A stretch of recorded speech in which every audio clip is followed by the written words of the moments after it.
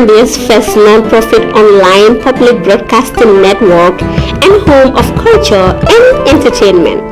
At GTP, we bring you the best of Gambian creativity right to your doorsteps. Sell your products and services to millions of Gambians and fans of the Gambia via our online radio, TV, and newspaper. Advertise your business and watch your clients never before. Our content from the Gambia gets the diaspora hooked up to our screen, whilst those in Gambia love what we bring for them from afar. This gives us a unique edge and separates us from the rest. If you want to be heard or seen by the world, contact GTP. We tap, nurture, and promote Gambian talents and businesses. Think promotion, think GTP. For all your event coverages, religious gathering, naming ceremonies, weddings, documentaries, music videos, TV and radio commercial, and more. We also do design and print jobs of all types, logos, business cards, brochures, flyers, t-shirts, coffee mugs, banners, billboards, catalogs, and magazines. We also do lamination and projector rentals. We are the first Gambian non-profit online public broadcasting network. Good afternoon to you all, and saying welcome back to day 2 of Pdois Militant Training Program Guide. Like, this is the day 2. Yesterday it was day 1, and it was presented by Mr. Idijalo. He took us through what a cooperative state will be and how it will operate. And it was a very, very, very fruitful session. So we are saying once again, thanks to you all for coming back today. And the today's topic will be based on reviewing the constitution and code of conduct of Pdois, of the party itself. And it will be presented by Honorable Mr. Usman Silla, the National Assembly member of Banjul North, and he will be given the forum to start shortly. Just saying, Honorable Usman Silla, welcome back again. Like, this is the second edition. The first edition happens 1 week, 2 weeks back, and this is second edition. We are saying welcome you all, and Honorable Mr. Usman Silla, and we have Mr. Adam Abba also present. He was also the presenter for last edition, and it was very fruitful. I was not here, but I was watching live, and it was very fruitful. So we are saying, Mr. Silla, the forum is yours. You can start at any moment from now. Thank you very much, Mr. Moderator, and you are Mr. Job. Then the co-moderator, Mr. Fall. Okay, thank you very much. Yes, I don't want it to be a classroom setting. I would want it to be interactive because you are adults. Mr. Ba is here, Adama. As you know, he was also he was a candidate for Pdois at the last council elections for the Kanifing municipality. He's one of the founding members of the party. As indicated by the moderator, this is the second segment in which we are being invited to come and talk to you about the party. And by you, I mean young people who want to identify themselves with Pdois and are ready to work for Pdois to bring about the transformation that we desire for Gambia. So welcome to the task of nation building. We welcome you also for the decision you have made to come and be part of the solution to the challenges that are confronting our country. Yesterday was a session that was dedicated to the program that Pdois as a party intends to implement when it is given the mandate by the Gambian people. And that is the cooperative approach of economic and social transformation. Today, I am going to deal with the Constitution and the Code of Conduct of Pdois. Since you want to be activists, it is important and necessary for you to be au fait with what is required of members in terms of their engagement, in terms of awareness as to what the party stands for, what is the nature of the party, how the party operates, and what the party intends to realize in terms of its political engagement for this country. As you know, constitutions are guides, but they are binding guides. They guide you as to how to operate. Because you want to belong to an organization must have rules as to how it operates and what is expected of the members, what is expected from the members, what is the nature of that organization in terms of structures, how do we move that organization. These are all spelled out in a constitution. There are obligations, there are duties in every constitution that should be adhered to by the members. And since you are members of the party, newly registered, I guess some of you, some I understand have been supporting the party, but it's important for you to know what the party stands for.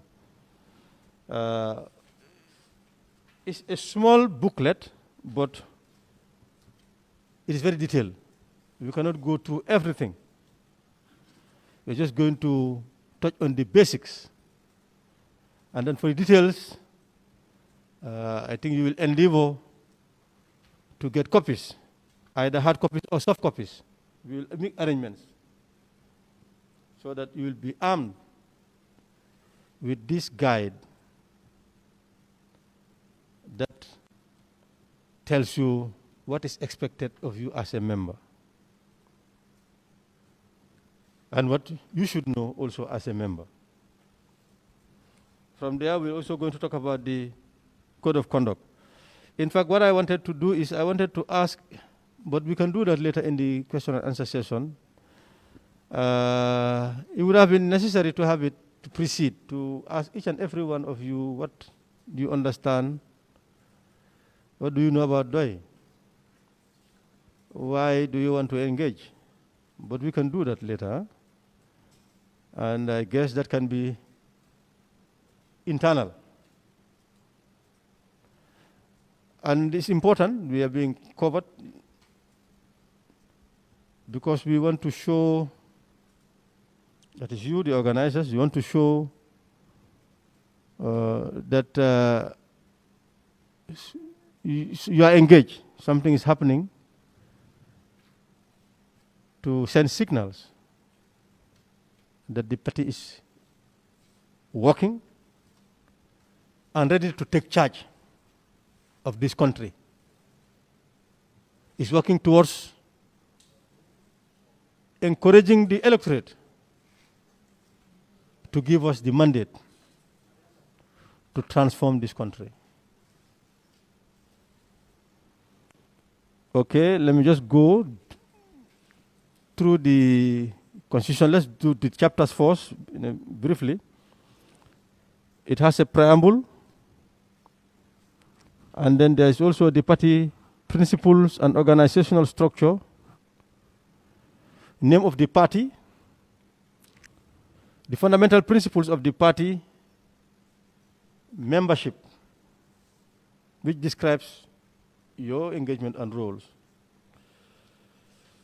organs of the party, general membership of party members, general assembly, of party members, the Congress, the Central Committee, the National Assembly Committee, the Political Bureau, the Organizing Bureau, the Information Bureau, Bureau on Women and Child Affairs, the Bureau on Internal Affairs, the Youth Bureau, the Secretariat, the Committee on Finance, party branches, the party emblem, and I guess the other day Mr. Adama was discussing about the party emblem, why the flag and the emblem. The party flag, the motto of the party, rules and procedures of meetings, of committees, branches, elections, and organizational rules. These are the sections in the constitution of Pdois. You can see it's quite detailed. Just first read one chapter for you in terms of the preamble, then we'll go to the other. It states the task of establishing a party capable of steering the destiny of a nation on a course that will ultimately lead to the satisfaction of the material, intellectual, and cultural requirements of a people is not an ordinary responsibility.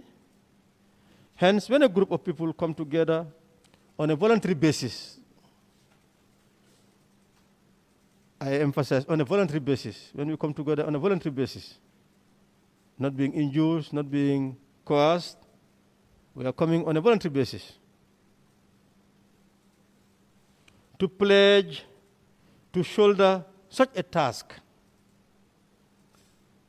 It accords with democratic ideals to undertake the responsibility of explaining, for the benefit of generations yet unborn, the fundamental reasons which inspire or motivate them to assume such an historic duty. To begin, it is apt to assert that this era is the most decisive period in human history.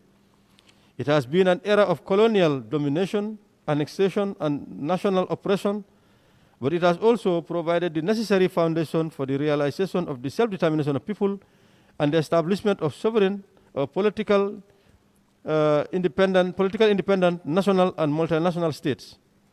It has been an era of economic domination and gross inequalities in economic relations of nations, but it has also provided a storehouse of knowledge which has become the property of the whole of humankind, on the basis of which self-reliant economies can be built to sustain the material, intellectual, and cultural requirements of such a people.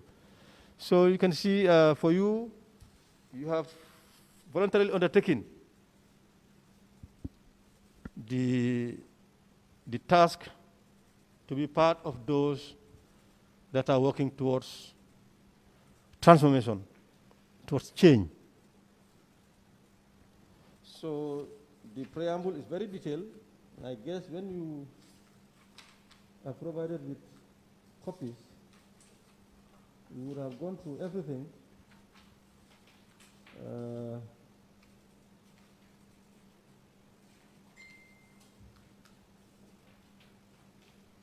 But let me just, there are also key things that I also need to highlight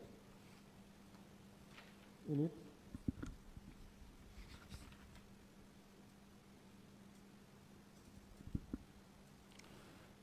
It is stating, well, it talks about colonialism, talks about where the Gambia came from when the colonialists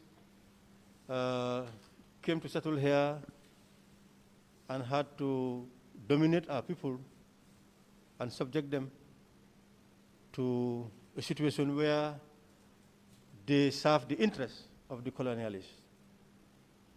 We talked about that, the oppression, that was the order of the day, the exploitation, that was the order of the day, poverty, and this is what had led the founding members of the party to come together to decide to organize and agree on a program as to how to bring an end to poverty that was around and still around, the disempowerment of the people, disenfranchisement of the people. Of course, people were voting, they are voting, but the lack of faith of some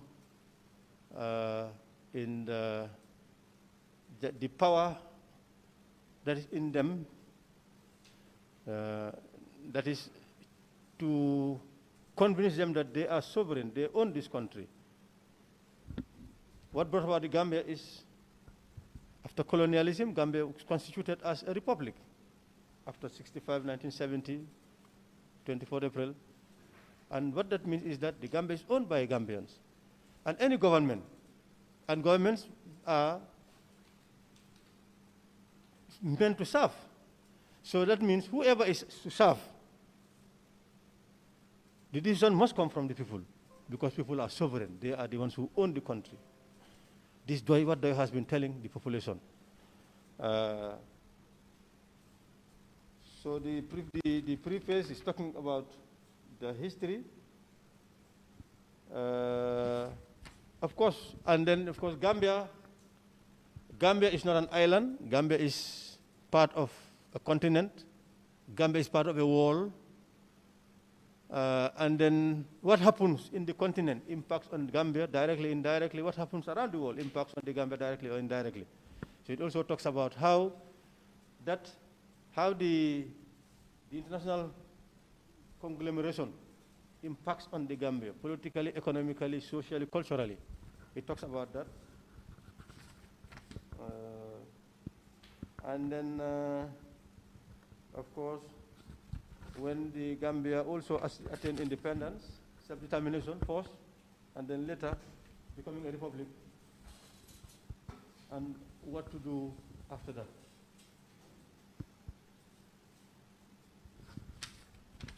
So on the chapters of the Constitution, like I said, the preface is very necessary, it's very important for you to review, because it's going to help you better understand the party, better understand the country, and better understand the world. So, I don't know, otherwise you would have printed some copies here. Anyway, it's Sunday. Anyway, organizers, well, anyway, we'll talk about that later. Take note, yes, so that, yes, we'll have copies, share them, and photocopy them. Okay, Article 1 talks about the name. And the name is, what is the name? Who can volunteer to tell me the name of the party? Yes?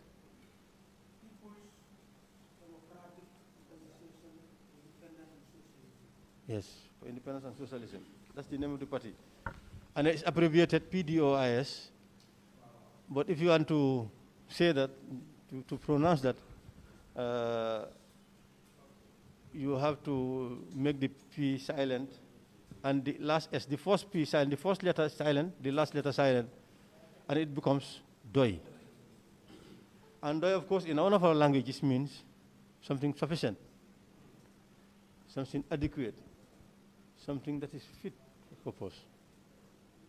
So you can even see in our own realities, national realities, it is the name is apt. So as Foraya, the newspaper that they started, Foraya means owning yourself as well. So the fundamental principles of the party. The Gambia is a country of its own. It has national rights. That is the right to sovereignty, as I told you, right to territorial integrity, right to political independence, right to economic self-reliance, and right to national unity. So these are the key elements. These are the basic, the cornerstones of a country. A nation cannot be a nation if any of these elements is absent. Sovereignty, people knowing that they own the country and are behaving as such, that we are the owners. We determine those that are going to serve us, to lead us in service, and then we ensure that what we own benefits us. This is sovereignty. This is the essence of sovereignty. You cannot claim ownership of something that is not benefiting you. So that's the essence of sovereignty. You have to partake in the process. Territorial integrity, that's why we have borders. Gambia has a right to territorial integrity, borders. Anything within the borders is Gambia. Gambia has a right to it. Whatever that is underneath, below, what is above ground, what is in the air, terrestrial, air, aerial, and underground. It's all part of Gambia. It's territorial integrity. Political independence. We have a right to have a voice at the United Nations. We vote on the basis of what serves our interests. That's how it should be. We are independent. We own ourselves. Nobody should dictate us. We have a right to express ourselves as a nation, to take positions. Economic self-reliance. That's the economy that supports survival, that supports livelihoods, that supports productivity, that supports development. We have to rely on ourselves first. That even without any outside support, we can survive. We can exist. The self-reliance. That all that you need, you can provide for yourself. That's what self-reliance means. All that you need, basic things that you need to survive, you can do it for yourself. The self-reliance. That is the basic things for feeding yourself. Feeding yourself. Can anybody say that Gambia is self-reliant? The best part of what we consume in terms of food, in terms of utilities, come from outside, are imported. But the most basic thing is survival, food.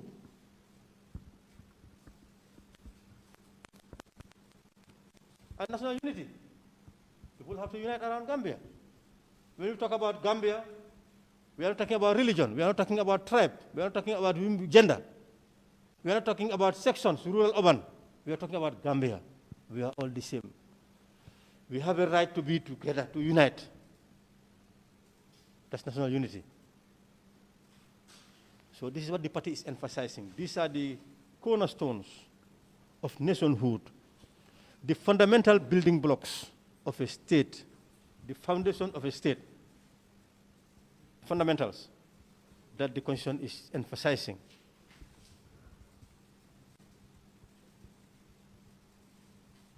Right, it continues. The Gambia has a right, as a country, it has a right to establish relations based on cooperation and equality with all other countries, big or small. And when it comes to nations, there is no small nation, there is no big nation. And what attests to that fact is the United Nations General Assembly. Each nation has one vote. Of course, they have a Security Council, that's something else.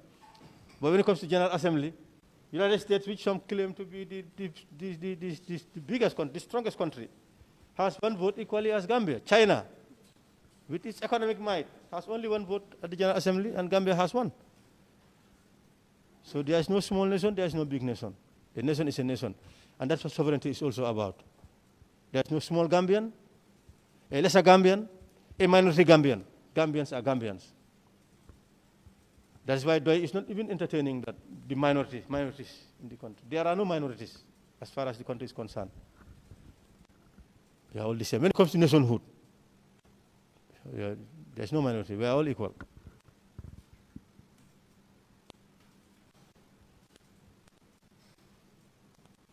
Okay, any political party which aims to address the needs and aspirations of a people has to establish a foundation of principles on the basis of which the national rights of the Gambia, the human rights and sovereignty of the Gambian people will be safeguarded consolidated, and expanded. Safeguard from infringement, from attack. Consolidate, strengthen, consolidate it, and then to expand it. This is the duty of any political party that really wants to serve this country. That's the interests of the people must be safeguarded, must be consolidated, must be expanded. This is what Pdois stands for. This is what is expected of every political party. And this is what Pdois stands for.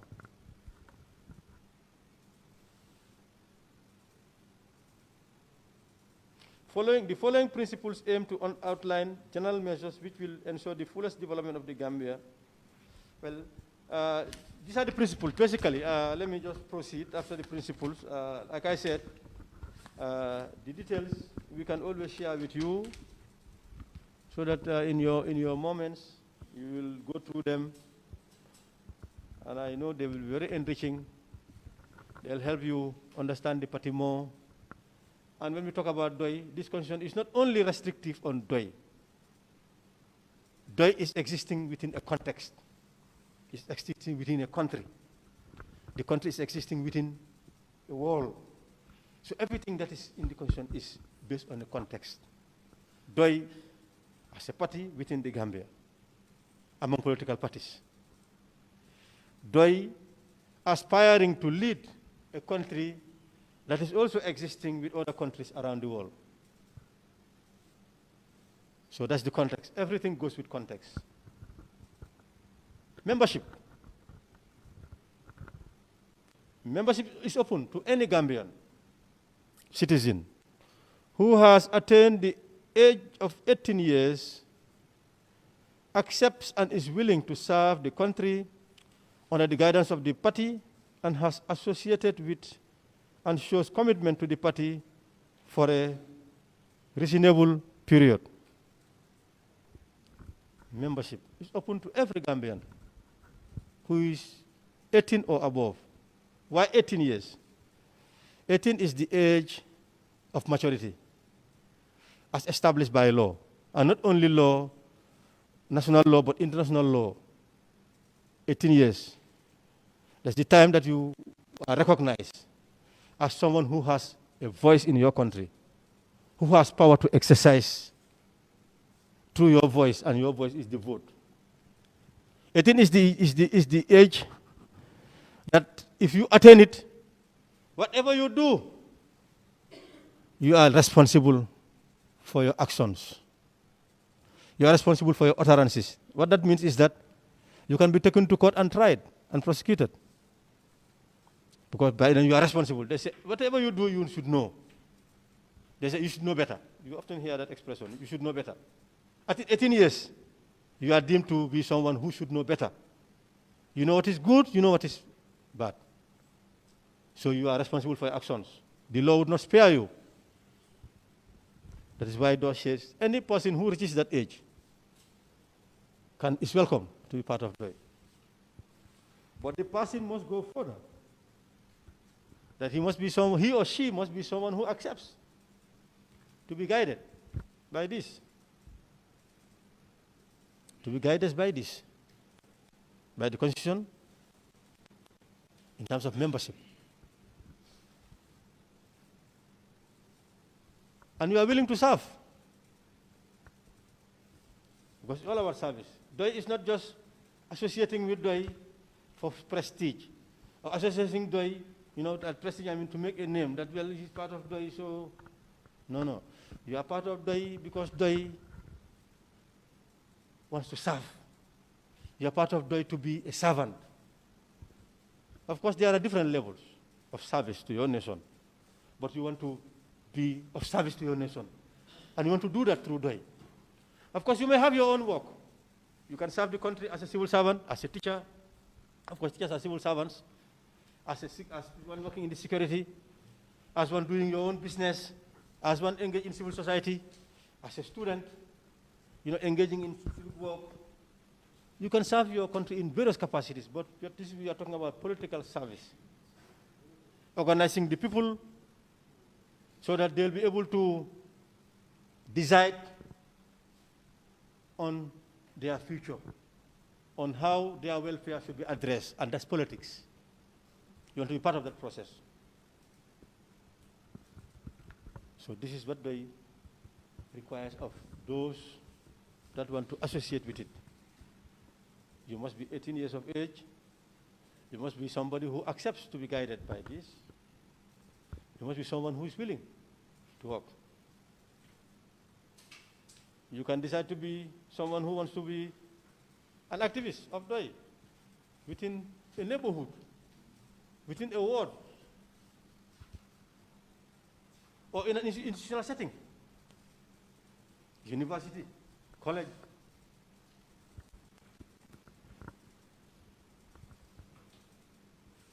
Constituency, region. These are all different levels of service. Or even at the level of your own household, your home. How do you help them understand what Pdois stands for? And how do you help them to make the decision to give Pdois the mandate to serve them? How do you help them to empower Pdois so that Pdois will empower them? In fact, that is that is all about Pdois. Our involvement in politics is for people to empower us. People have power.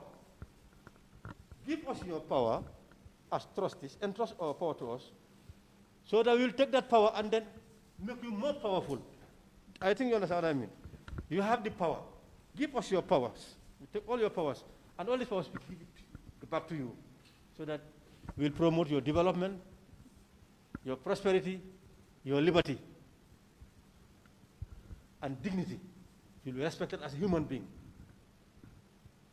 That you are a human being of worth. Everybody, you are dignified. Everybody respects that. That's what it's the principles. Dignity, liberty, and prosperity. This is what Pdois stands for. Every person must be an embodiment of dignity. Deserves respect, no matter what. As a human being, as a Gambian, you deserve respect of everybody. That's dignity that we said we'll be promoting, we'll be consolidating, we'll be expanding, we'll be safeguarding. And the prosperity is the resources that you own, that the resources in the country, your resources. How do you manage it to benefit you? That's the prosperity, to end poverty, to make you productive. And then liberty. How do we help you to be making choices? You are free to associate yourself with anybody, to decide who you want to entrust the service of this nation to, the government. So these are the key principles that the party is promoting, trying to safeguard, consolidate, and expand. And of course, I will not go through this. The application should be made through writing and addressed to the Central Committee for approval. A support of the party is any person who accepts the policies and principles of the party, has confidence and trust in the party, and is ready to do what once situation permits to enable the party to perform a leadership role. So you can see it is coming into details. A support of the party is any person who accepts the policies and principles of the party, has confidence and trust in the party, and is ready to do what once a situation permits. What your situation permits. Perhaps Usman Sila may be able to give 24 hours every day to the party. But Omar Kujabi can only give 2 hours per week. Or Mr. Job can give 3 days per month. Or Fatu or Mariama can give 1 hour a day. This is the situation. But you are convinced that this party, as I was saying in the interview, that this party has the solution to the challenges that are confronting this country. We are the alternative. the most suitable alternative to what is existing. There is the alternative. You must be convinced that there is the alternative in terms of the policies, in terms of the programs. And policies are intentions that this is what we want to do, how to do it. The programs are this concretely. So what do you intend to do in terms of policies you support? The programs in terms of concretely doing work on the ground to effect the change, you're also convinced. A person ceases to be a member, okay, upon resignation and ceasing to fulfill the requirements of membership. Okay, basically, these are the requirements of a member. Pdois. You have organs of the party, as I was indicating. You know, you have the General Assembly of Members. General Assembly of Members. That's the highest body. Then you have the Congress that meets from time to time. You have the Central Committee that meets on a regular basis. You have National Assembly Committee, which I am part of. You have the Political Bureau. There's a bureau called the Political Bureau, the Organizing Bureau, the Information Bureau, Bureau on Women and Child Affairs, the Bureau on International Affairs, the Youth Bureau, the Secretariat, and it is the head of the Secretariat as Administrative Secretary, Idi Jallo, and then Committee on Finance, and then you have the party branches. And as you know, I think we go further. Any 3 persons can form a Pdois chapter, can form a Pdois branch, anywhere. Any 3 persons. The General Assembly of Members shall be the supreme decision-making organ of the party. It shall exercise direction and control over the affairs of the party. It shall be composed of all the members. All the members of Pdois are part of the General Assembly. The General Assembly of Members shall meet in such special sessions as occasion may require. Special sessions of the Assembly shall be convened by the Central Committee of the party at the request of the majority of members. The request shall be exercised through a petition signed by a simple majority of members stipulating the reasons for the convening of the session. General Assembly of Members shall meet only under the following circumstances. I think, well, these are the details that you will get when we provide you with the Constitution. They are necessary, though, but as I said, the basic the elements in a Constitution, everything is important. In a Constitution, even a word missing would change the connotation, would change the interpretation. So everything is important. So it's important for you to be au fait with the constitution of the party. It's the premises, it's the premise, it's what helps you, to guide you, and to understand the party more.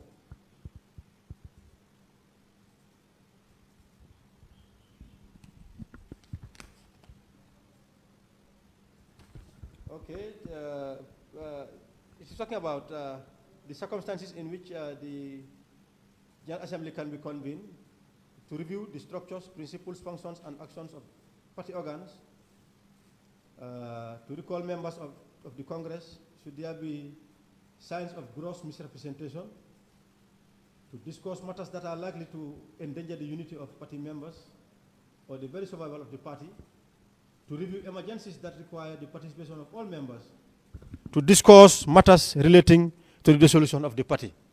So this is the highest decision-making body. It is touching on the fundamentals. Anything that is fundamental that can harm the party is an issue that should be addressed by the General Assembly, and the General Assembly comprises all members of the party. The General Assembly of Members shall adopt its own rules. Okay, those are the procedures. Okay. But the circumstances in which one can convene a general membership, I think that's important for you to know.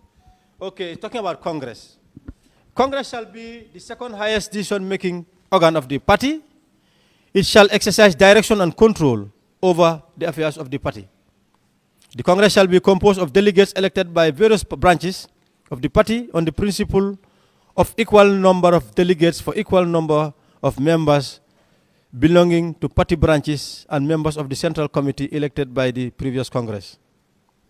Delegates from the branches together with the Central Committee. These are the participants, the delegates to a Congress. And you can see the selection. It has to be on the basis of equal numbers. The life of a Congress lasts for 4 years.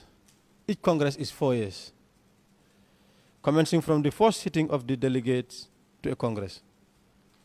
The Congress exercises the following functions: amends the Constitution, resolutions or decisions of the party, establishes the basic policies governing national and international affairs in the form of manifestos or resolutions, elects or recalls the officers of the organs of the party, and decides on resignations tendered, establishes lower party organs to further the aims and objectives of the party, review party membership policies, and decides on the membership status of persons who have ceased to fulfill the requirements of the membership, reviews petitions from persons whose applications for membership have been rejected by the Central Committee, and revise such decisions where necessary.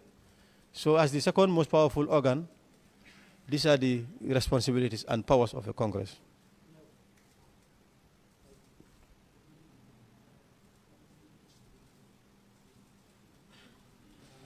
Okay, let me just say huh? You want to stop here? Okay.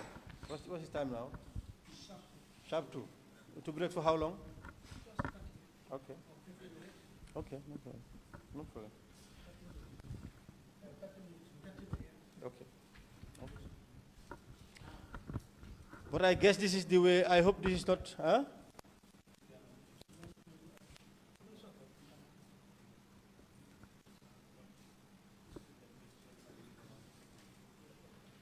Okay, no, I would advise you.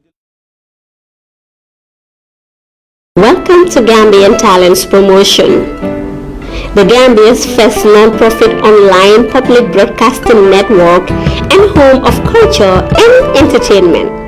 At GTP, we bring you the best of Gambian creativity right to your doorsteps. Sell your products and services to millions of Gambians and fans of the Gambia via our online radio, TV, and newspaper. Advertise your business and watch your clientele grow like never before. Our content from the Gambia gets the diaspora hooked up to our screen, whilst those in Gambia love what we bring for them from afar. This gives us a unique edge and separates us from the rest. If you want to be heard or seen by the world, contact GTP. We tap, nurture, and promote Gambian talents and businesses. Think promotion, think GTP. For all your event coverages, religious gathering, naming ceremonies, weddings, documentaries, music videos, TV and radio commercial, and more. We also do design and print jobs of all types, logos, business cards, brochures, flyers, t-shirts, coffee mugs, banners, billboards, catalogs, and magazines. We also do lamination and projector rentals. We are the first Gambian non-profit online public broadcasting network with over 300,000 active followers across all social media. Contact GTP on 750-3654, 750-3654 or 794-9214, 794-9214, 404-593-6215, or email us at gambiantalents@gmail.com. GCP, the people's power. Gambia ndele mena badi bunkali alo nyami nyaki limo nyama nurumata la fulanda na kuka to makara la kasata ay walimbe mintole Gambian Talents TV mbo to wala kale Gambian Talent TV nyulle nata Gambian Talents TV wo ko nyulle nata kantole kidimandi nyulle nata kantole nganyandi nyulle nata kali se wondi nyulle nata kali kunindi nyulle nata kali londi oto wala tinna ngoybe Facebook le wala tinna ngoybe YouTube wala tinna o ngoybe fanna bela ndabadi bunka Gambian Talents Warning TV boy ngoye wate wati nkawole la moy wate wati nkawole jubeo ndajawaro boy badi bunka Gambian Talents TV solemu mbeli mbetema ko sungalamo ngoye ko mbeli mbetema ko sungalamo taj. As we can see right now, they are on a break, getting them break, but we will take advantage of the break they have while we interact with some other people that are around here. Say your name, please. My name is Mulamin Fall. Mutlamin Fall. What are you doing here today? I am the co-moderator of the program, and I am also a Pdois militant. Why do you join PDIS? Well, there are a lot of reasons why I came to Pdois. One of them being that Pdois is the party that that I believe in. That I believe that they have the requirements or the policies that can change the country. So what because of their, we have already read the agenda. You know, Pdois is the only party that has a well-structured development plan in place. And you don't hide that, to any member or any Gambian can just go to Pdois and ask them for their development plan. And everything is well structured. And I have gone through that, and I have realized that this is what convinced me to be a Pdois militant. We have seen that there are so many other organizations in the Gambia here that what they have on their agenda is not the exact thing that they do. Like what they preach is not what they pray. So how about in PDIS here? Well, if you look at PDIS and see the way they have been handling things for so many years, you know that these people, PDIS is the only consistent party throughout their existence. We are a party that do not, swing from one position to another. Our message has been clear since day one, preaching nationalism and economic development through socialism plans. And this is known to every Gambian. So if you look at PDIS, we have seen some political parties that have switched from one place to another.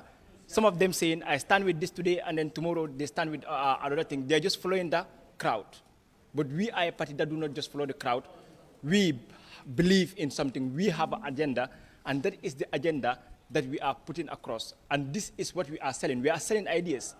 And as Napoleon Hill says, what the mind of man can conceive and believe, the mind of man can achieve. And this is what we believe. This is what we believe. We're selling an agenda. We are not just selling, we don't just, swing from one position to another just to attract voters. No. We have always been, throughout history, we have always been consistent as to what we want. And this is why I am with PDIS. This is why I believe that we will never change. Because if we have not changed from the regime of Jawara to Jammeh, I don't believe that we are going to change now. So in your talk, you have said that you have seen so many political parties that today they will stand on this place, and then on the other day they will move to another place. So you as an individual inside the party, do you think if you see another party that have a bigger goal than PDIS, will you be moving or you will still stay there? As you said, you are working on the interests of the individuals in the country. Well, to be frank with you, I am someone who is very open-minded when it comes to politics. I have friends who are supporting other political parties, and I always preach out this. Politics should not divide us. And I am someone who believes in the PDIS development plan. So if another party, and I've not seen, in fact, I've gone through all the political parties, I've not seen any political party that came out with anything or any development plan that is better than what PDIS is selling. I've not seen any. To be frank with you, I have. I've been going through, I've been following latest developments, but I've not seen any. So if there is, then we will see about that. But then as of now, Pdois is what I believe in. And in fact, if another political party comes here today and then they say, okay, wow, this is our agenda, and then there'll be, well, I will not be in a haste to trust them because I've seen Pdois for so many years. I've been following Pdois for so many years. So I've seen that they have been consistent. So I'm not sure whether that political party is been consistent. So these are some of the things, that will linger in my mind. So that is why Pdois is the party that I believe in, and this is the party that I'm going to support as far as we are selling these agendas that I believe in. So how do you feel being here today, being part of the training? Well, I feel very proud because, you see, if you want to develop a nation, the young people must be involved. Like in Chinua Achebe's book, there is one quotation, I cannot remember who said it in that play, but then it reads, where are the suckers that will grow when the old banana dies? So we, the young people, have a very important role to play in nation building. We always think about so many things, how we dress up. We are always thinking, we are always feeding ourselves with food, dressing up, but then what do we feed our minds? This is very important. What do we feed our minds? And people, most people don't realize this, but then what you believe in, you are what you believe in. You are what you read. You are what you believe in. So feed your mind with the right information. So are you... You've been to Right Gambia. You are still watching the Gambian Talents TV. Pdois is training its militants so that they can know some of the rules and regulations that govern this great institution or this great party. Gentleman, you are a young man, and we, according to the research that we did, we gathered that you're currently studying journalism at the University of the Gambia. So being a young person, and also studying journalism and also in a political party, do you think this will affect your career, or you're going to be Pdois journalist? Well, this is a very big debate when it comes to journalism, because there are a lot of school of thoughts that believe that journalists should not belong to any political party. And I think journalist is a citizen before he is a journalist. So if you are a citizen and you see that there is a political party that serves the interests of the people, because journalism is all about serving the interests of the people, and you feel that this is the political party that serves the interests of the people, and you also as a journalist, you have the right to vote, then obviously every journalist in this world has a political party. It's either you show it out or you don't. And what do we say? I believe they say journalists should always hide. So why are you not hiding yours? Well, I'm not hiding mine because, well, if you want, there are some journalists that do not hide theirs. They show where they belong. We have seen that. The only thing is, a journalist should not, when you are on your line of duty, you should not be affiliated with politics or anything else. So it is as much as being a professional journalist. When I am being a journalist, I'm going to put on my ethics and then be as professional as I can be. Even on Facebook, go to Facebook and see my comments. I have always been as open-minded as any politician. Go there. Sometimes I don't want to mention names, but sometimes Lawyer Usain Dabo will say something that is very important. Like, for example, during the coronavirus, where he stopped all the rallies, I was in for that. And in fact, if you go through my profile, you see that I applauded him for that.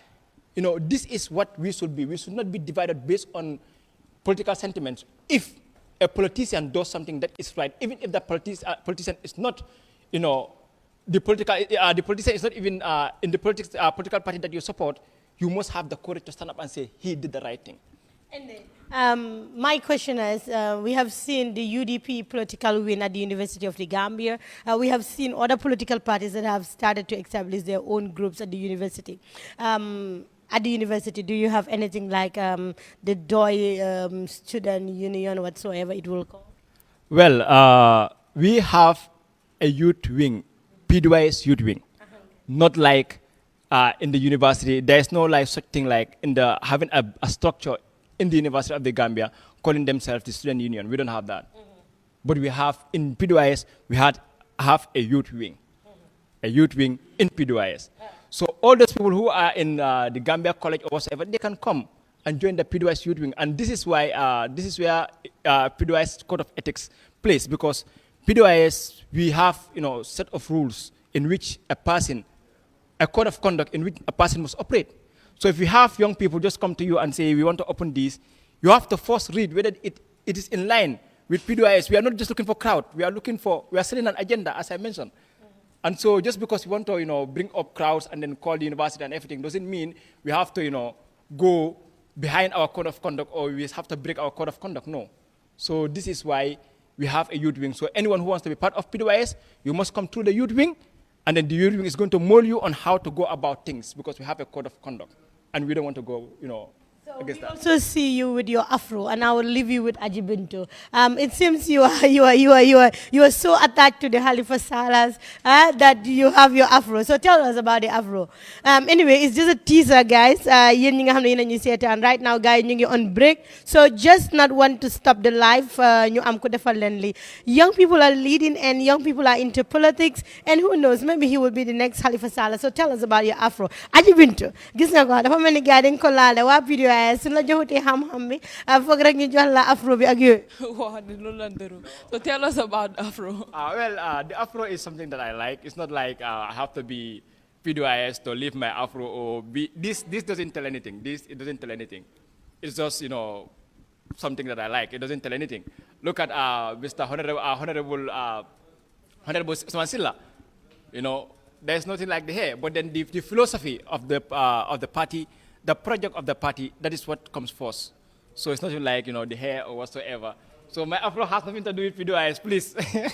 I want to remind Gambians. To go back to your talk or what you were saying earlier, you were like, people now have to look up, most especially in the political parties. We need to engage the youth because it's the youths that will be the ripe bananas, like you said, in the future. So are you saying like PDIS is the only party that are engaging youth and other parties are having only the old people inside, or what are you trying to clarify inside there?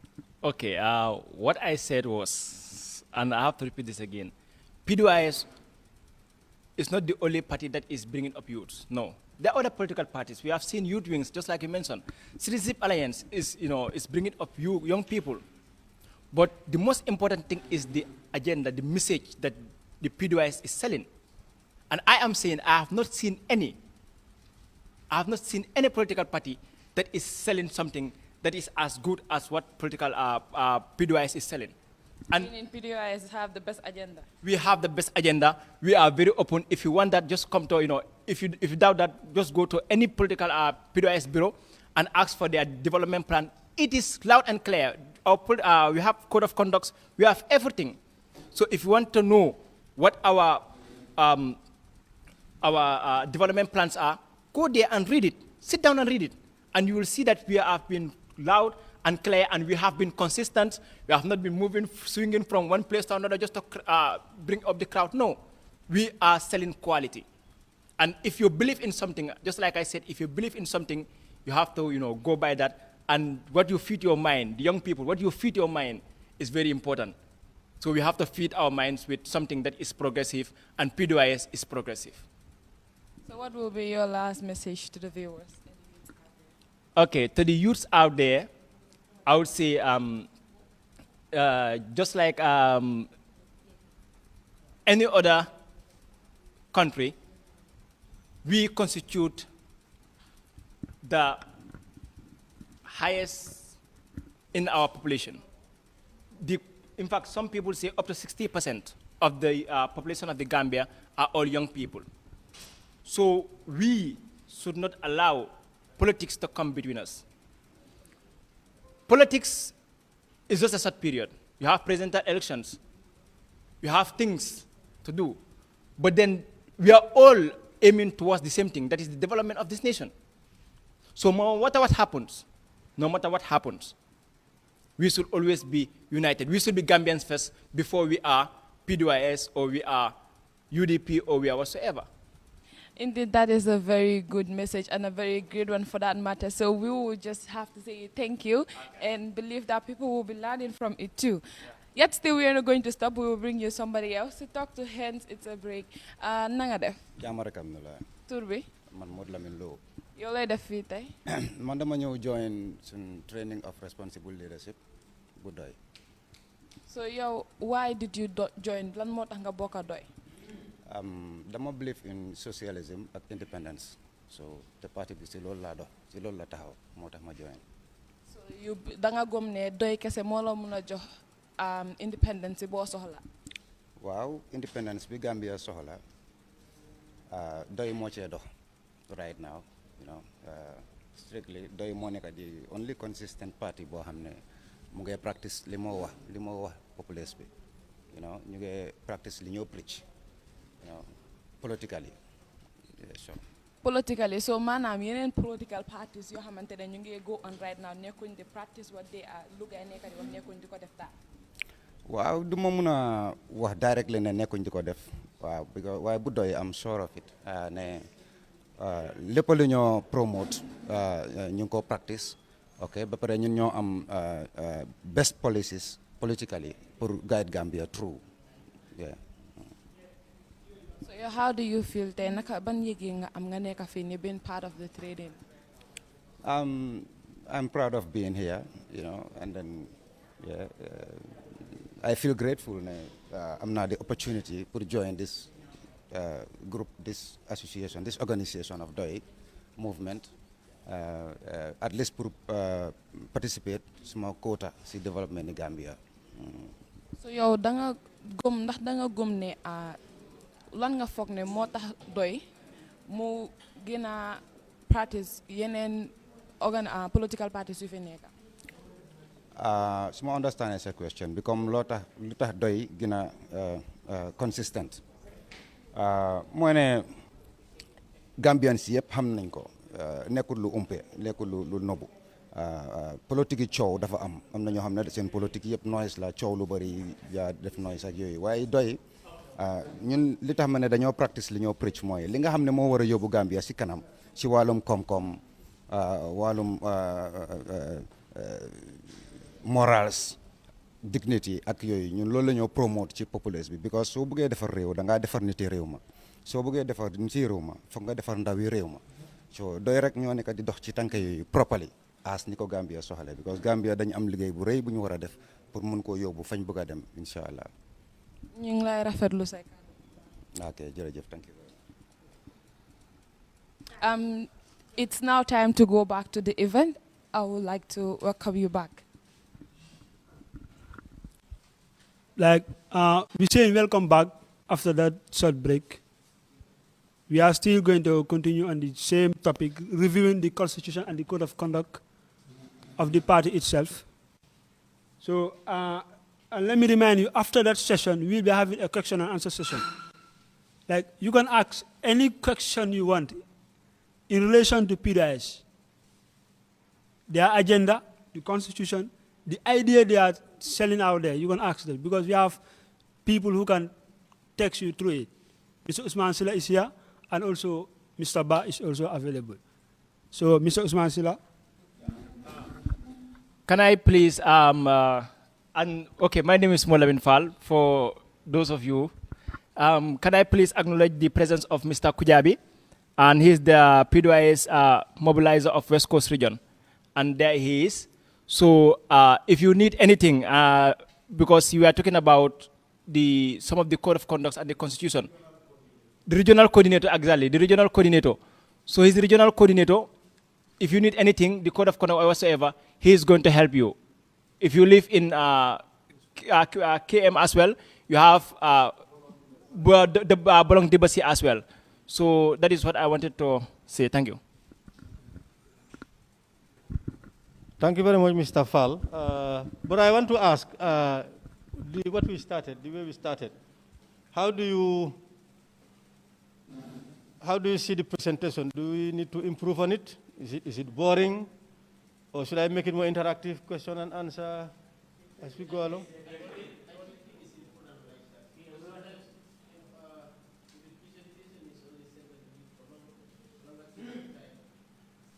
You want it interactive? But I think they have a segment of question and answer. But they have a question and answer section.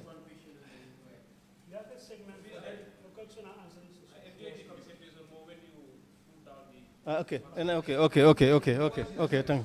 Okay. Uh-huh.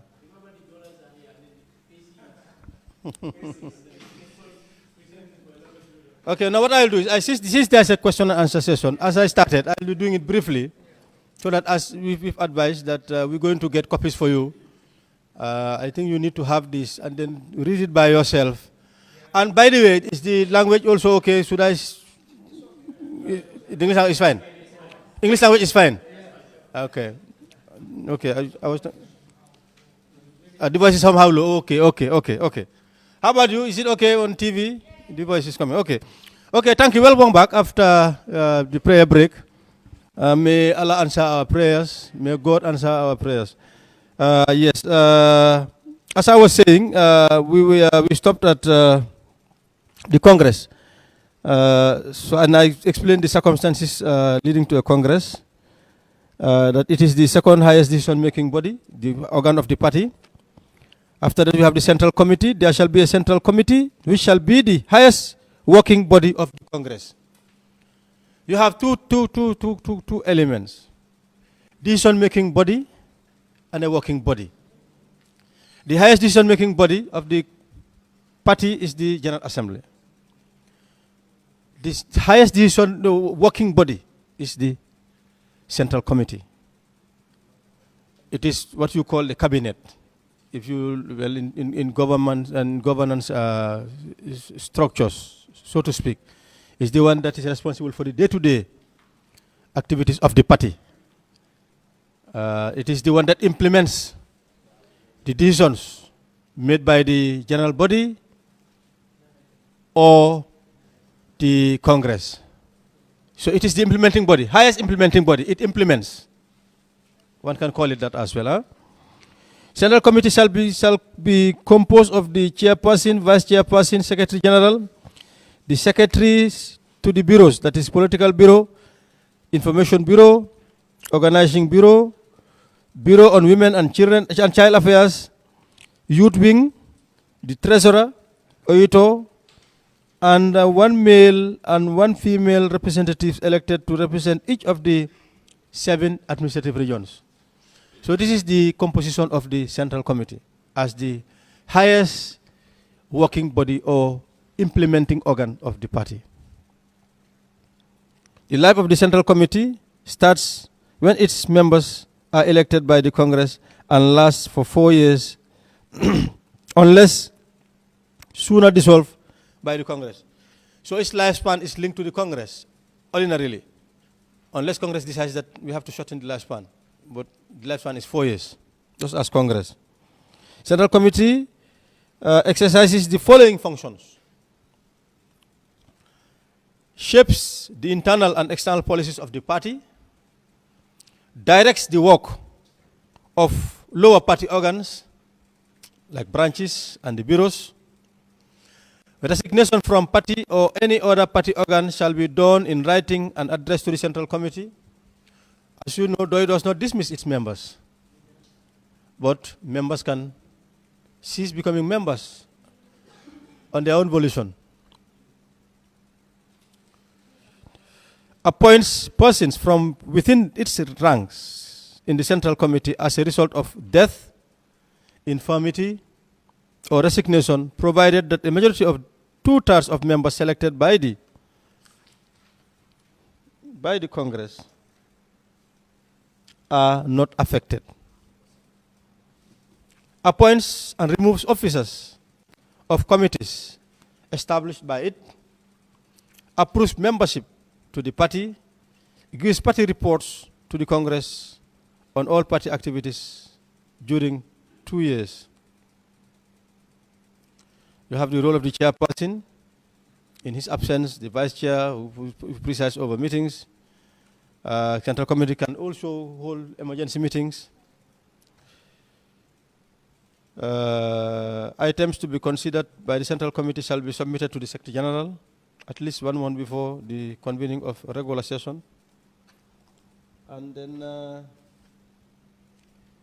terms to be considered by the Central Committee shall be submitted to the 2 weeks before. Okay, basically that's the work of the Central Committee as the highest implementing organ of the party. Therefore, no activity shall take place in the name of the party without the knowledge of the Central Committee, or sometimes without the knowledge and or approval of the Central Committee. So you can see it is the body that is given the task to manage the party during the 4 years after Congress. Congress cannot be meeting every day, just as elections. Election is the highest decision-making instance in any country. That's the moment that you decide how you want the future of your country to proceed. How do you want the country to go? Where do you want the country to go? That's the time you decide. That decision cannot be done every day. You cannot be electing every day. So you elect what is supposed to be done. You elect those that are going to do that. That is what the Central Committee is. The Congress elects those that are going to be responsible for the day-to-day activities, decision-taking, activity implementation of the party in between Congresses. And then you have National Assembly Committee. As it stands now, Pdois has 4 National Assembly members who constitute this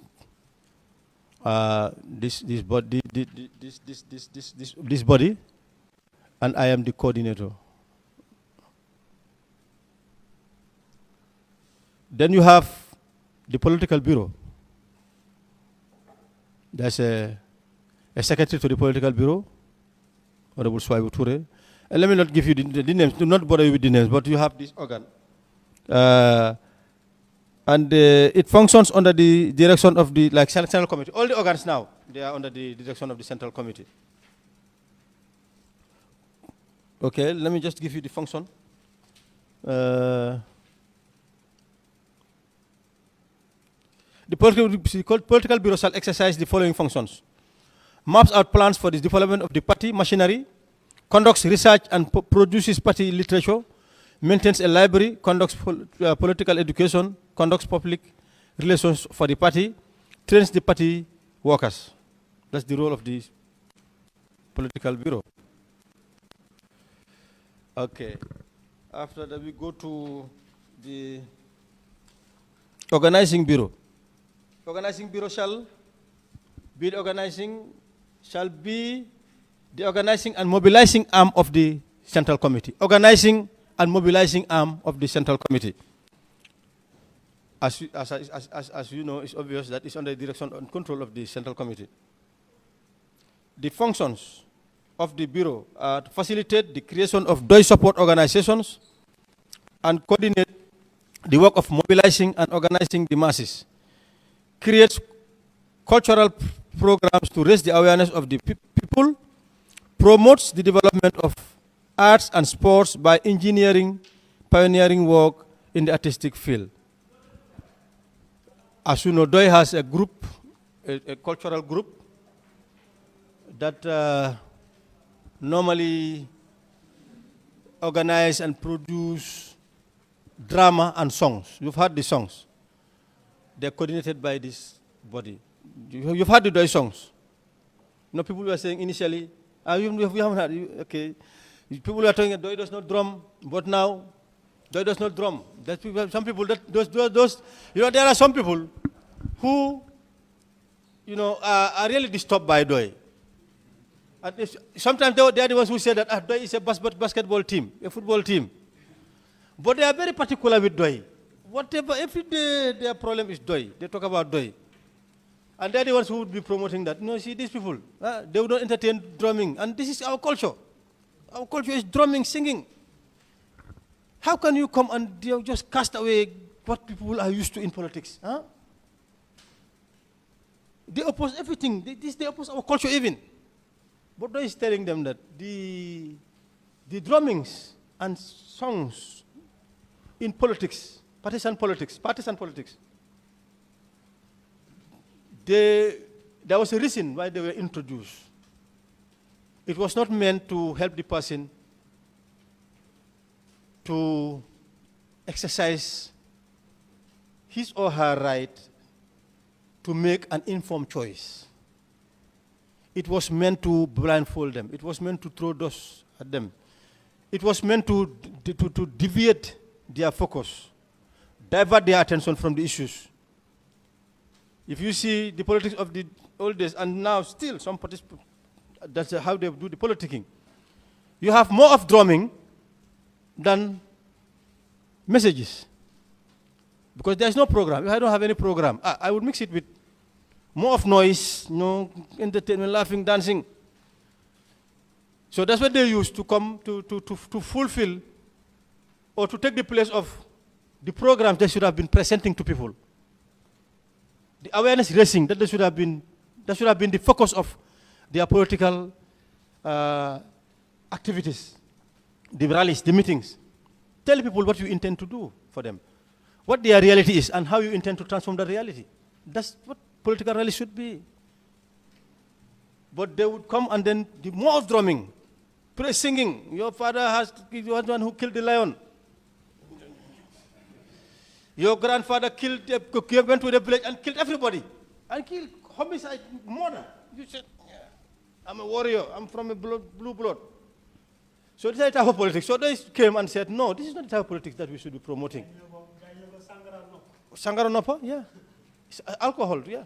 So they said, no. In fact, we said, the drummings, that's fine.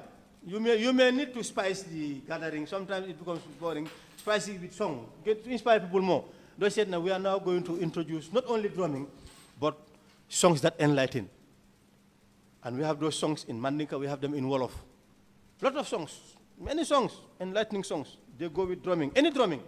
They can go with Seruba, they can go with Sabar, they can go with Halam, they can go with Riti. Progressive songs that helps to free the person to know himself, herself.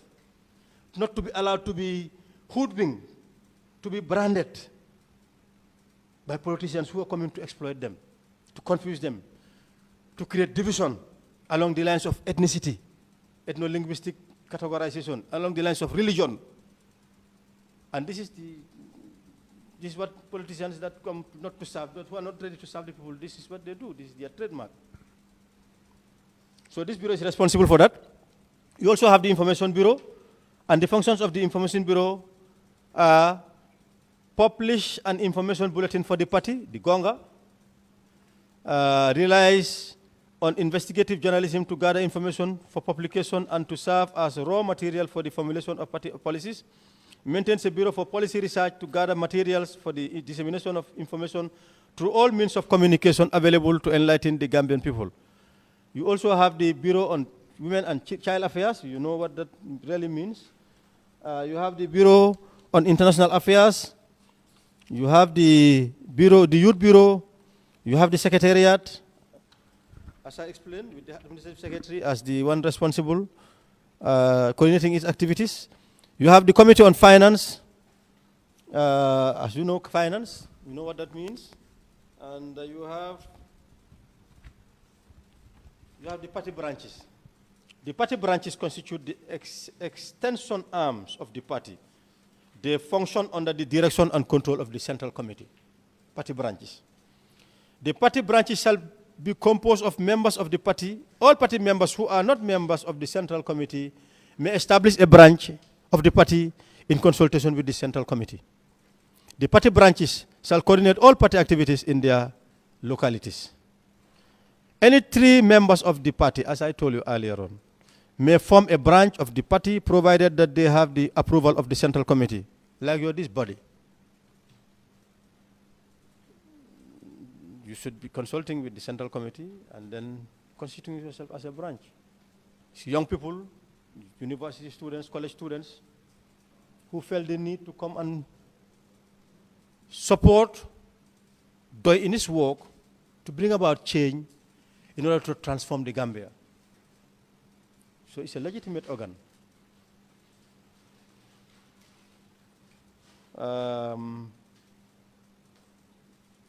Yes, so in terms of the considered party branch, okay.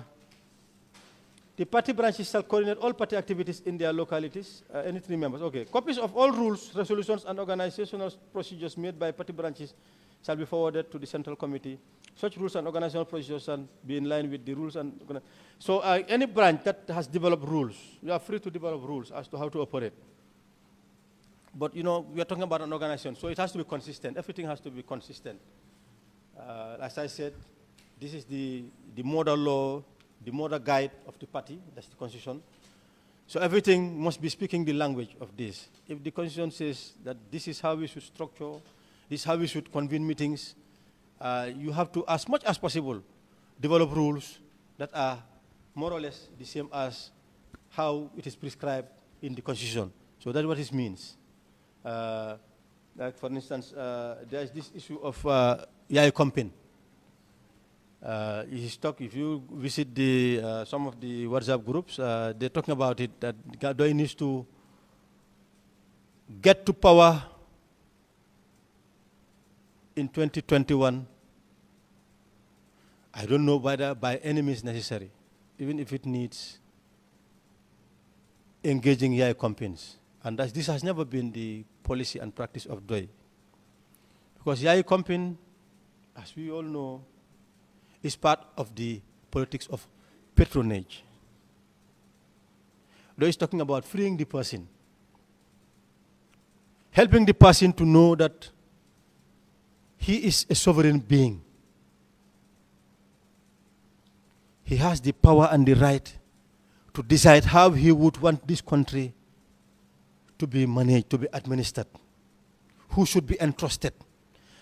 A sovereign person who knows that political leadership is all about trusteeship, entrusting your power to somebody, to utilize that power to promote your welfare, entrusting somebody with your resources, for that person to utilize those resources to promote your welfare.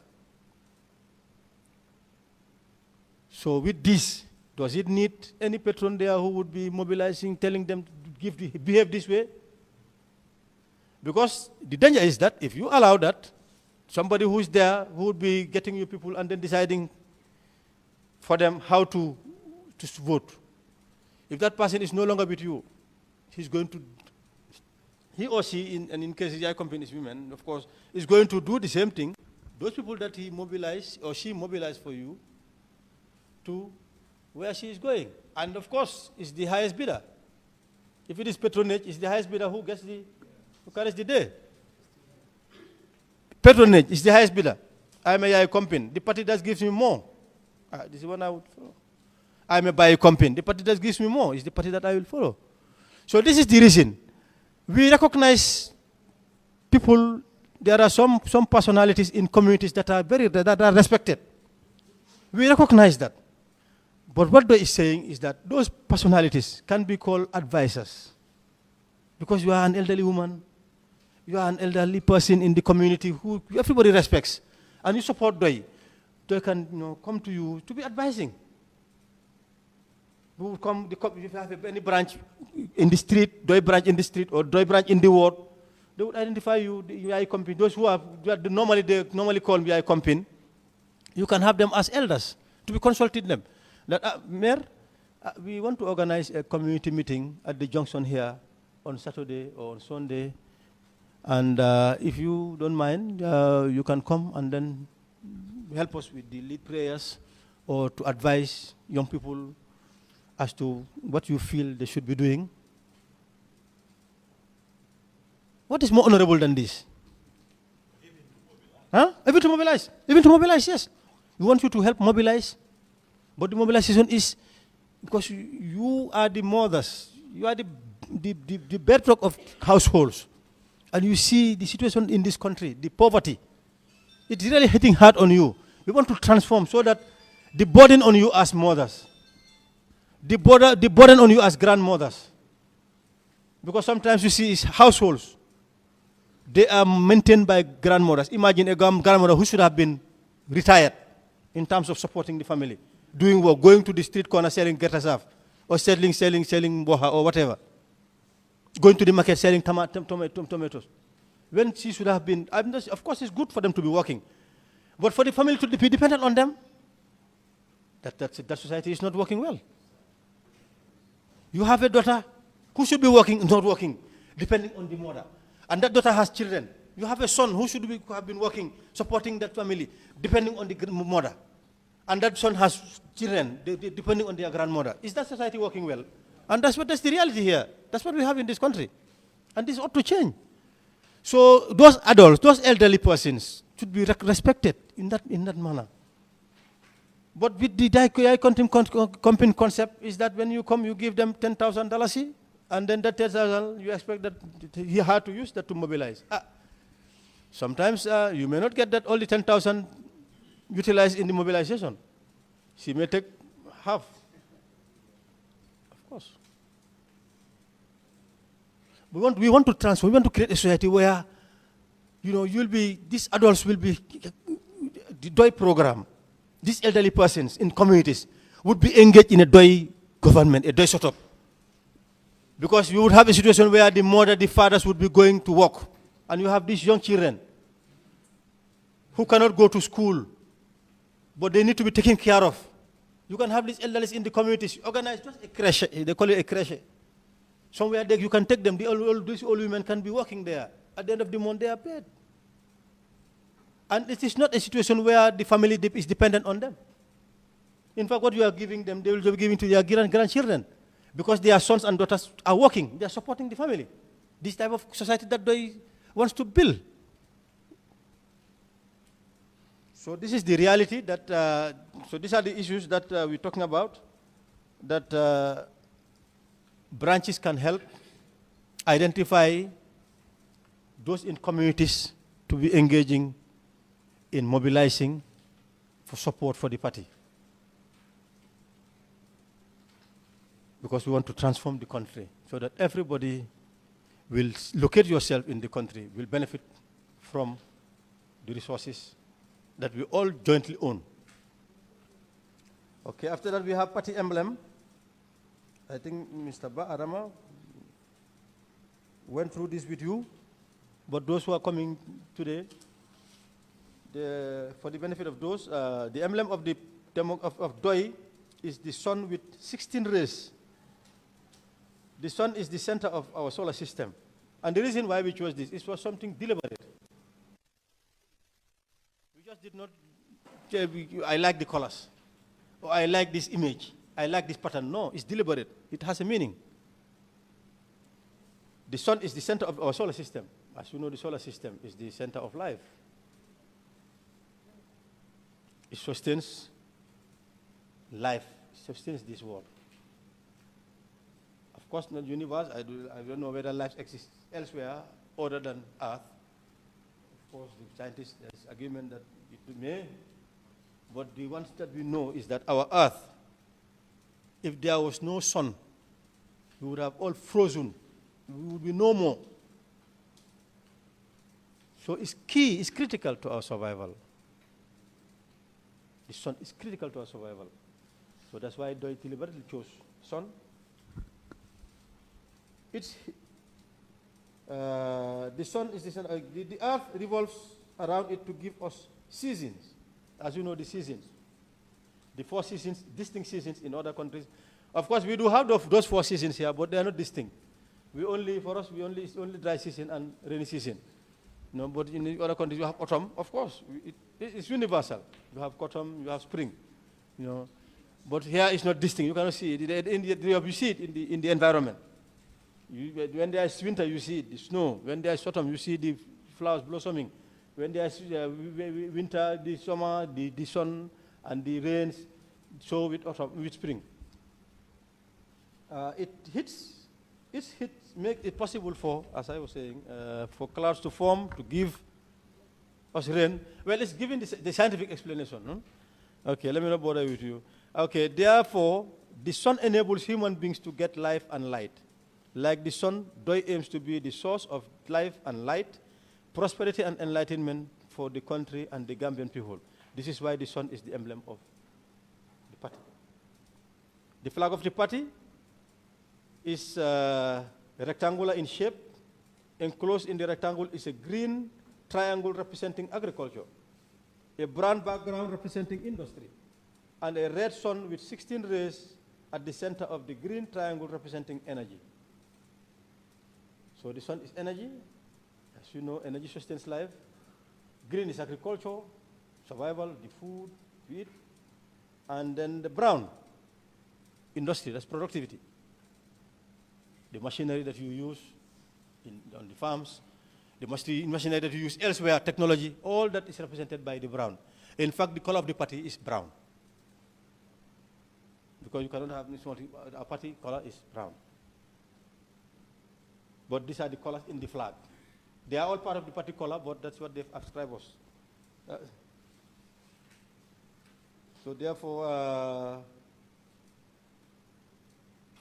agriculture is the base of the economy of the Gambia. It is the source of food and raw materials for manufacturing industry, provides equipment as well as manufactured goods. Industry is therefore the driving force of development. Industry requires energy. This is why the flag embodies the development of agriculture, industry, and energy. So that's the flag of Pdois. Agriculture, industry, and energy. The party motto is liberty, dignity, and prosperity. Liberty, free to choose, free to make informed choice, free not to be a victim of impunity, free not to be a victim of human rights abuses, free to exercise your right as a sovereign citizen. This is the liberty. Knowing your rights as a citizen and your rights being protected, being safeguarded, being consolidated and expanded. Dignity, you are an embodiment of dignity. You are a human being who is of worth. You are what a human being. You are of worth. Nothing is worthier than you. You are a human being of worth, as anybody else. And then prosperity. We want to prosper in life. We want to develop. We have our aspirations. We need to realize those aspirations. How do we create that environment, create that condition? Politics is the one that can create that so that we can all prosper. To live in dignity, liberty, and prosperity. Prosperity does not go with poverty. It negates poverty. It's the opposite of poverty. It's the opposite of retrogression. Prosperity is development. Prosperity is not underdevelopment. It's the opposite. So this is what DOI stands for. Okay, to conclude, you have rules and procedures of meetings. It's okay, you will go through it. Elections, presidential candidate will be chosen through primaries held in each administrative area. I think Madam Farsamba was asking about that. In our constitution, we have a provision for our candidate, the presidential candidate. A presidential candidate will be chosen through primaries held in each administrative area. This is how we have been doing it. We just don't say, Usman Sela, you are the presidential candidate of DOI, or Adamaba, you are the presidential candidate of DOI. We hold primaries at the regional level. Who do you feel, do you think should be the presidential candidate of the party? And this is how we choose our presidential candidate. And by the way, DOI has only had one candidate, presidential candidate, throughout its history. And that is Sidia Jatta. Apart from Sidia Jatta, there has never been any presidential candidate who contested elections, I mean. Just for your information, I don't know whether you are aware of this. Sidia Jatta is the only candidate who contested, the only presidential candidate for DOI who contested elections.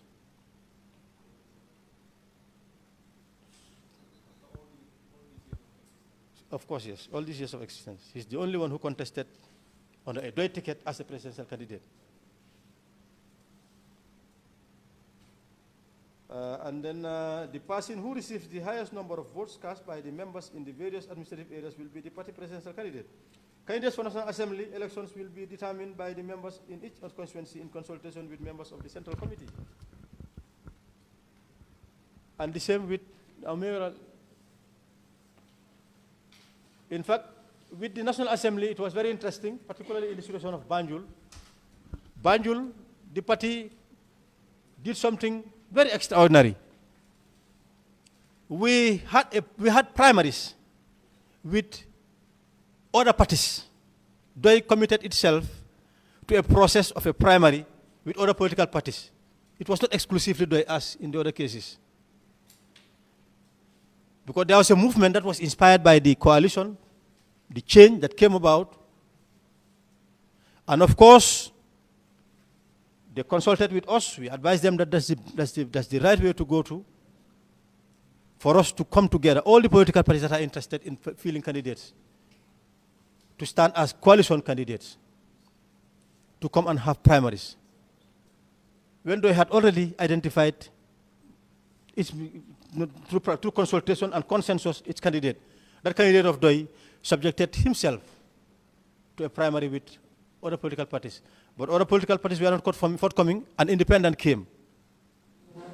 But as we get along the process, up to some point before the Congress, he failed to get the number of delegates that are required. So he dropped out. But just to show you, and it was Pdois who advised them to take that route. Other parties did it, other Banjul parties, the other constituencies in Banjul. It was the same process. And Pdois was very instrumental in that approach, in that formula. Of course, with the others, we did primaries. There was consensus that Halifa Sallah should. All the others, in fact, there were areas where they had to conduct primaries. And those who emerged were the candidates of Pdois. So Abu Ture, Syria, of course, there was consensus. And the same with our council elections. Came, Kanifal municipality. There was a primary between two candidates, Mr. Bah and another one. And the delegates, majority, supported Mr. Bah's candidacy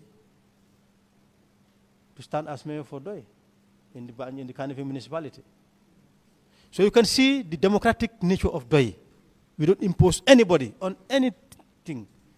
It is the party members, the party membership that decides. So you have rules that govern the processes. And as I said, when we share this party constitution, it's important for each and every one of you to have a copy, even if it is going to be photocopied. I think the administrative secretary is here, is just coming, Idi Jallo. You can also assist in the process, but as Omar Kujabi, Balong Dibasi, they are the regional coordinators, they can also be very instrumental in assisting you in that regard, to facilitate the acquisition of these important documents that are necessary for every member to know their contents and the code of conduct. So I want to stop here, or let me just give me 5 minutes just to talk about the code of conduct, and then we do it together, since we don't have time.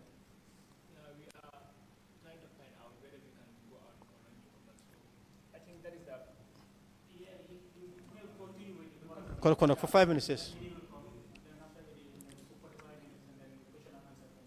Okay. Okay, Adamatam is also here. Okay, code of conduct, just in brief. We have about, these are eight rules for the code of conduct. There's rule 1, guarantee of freedom of expression within the party. The party guarantees freedom of expression for each and every member. in our processes, in our procedures, in our proceedings. There is guarantee of equal participation in decision making. There is guarantee of equal participation and free will in decision making. There is promotion of maturity, seriousness, and discipline in decision making. To encourage our members to be mature in the way they conduct themselves, they comport themselves with regards to party-related activities. And to give it the seriousness that it deserves, because we are talking about engaging in something that determines lives. So it requires all the seriousness that one can give it. So the party code of conduct promotes that. Discipline. There should be discipline in everything that one does. If you are to be taken seriously, you have to apply discipline.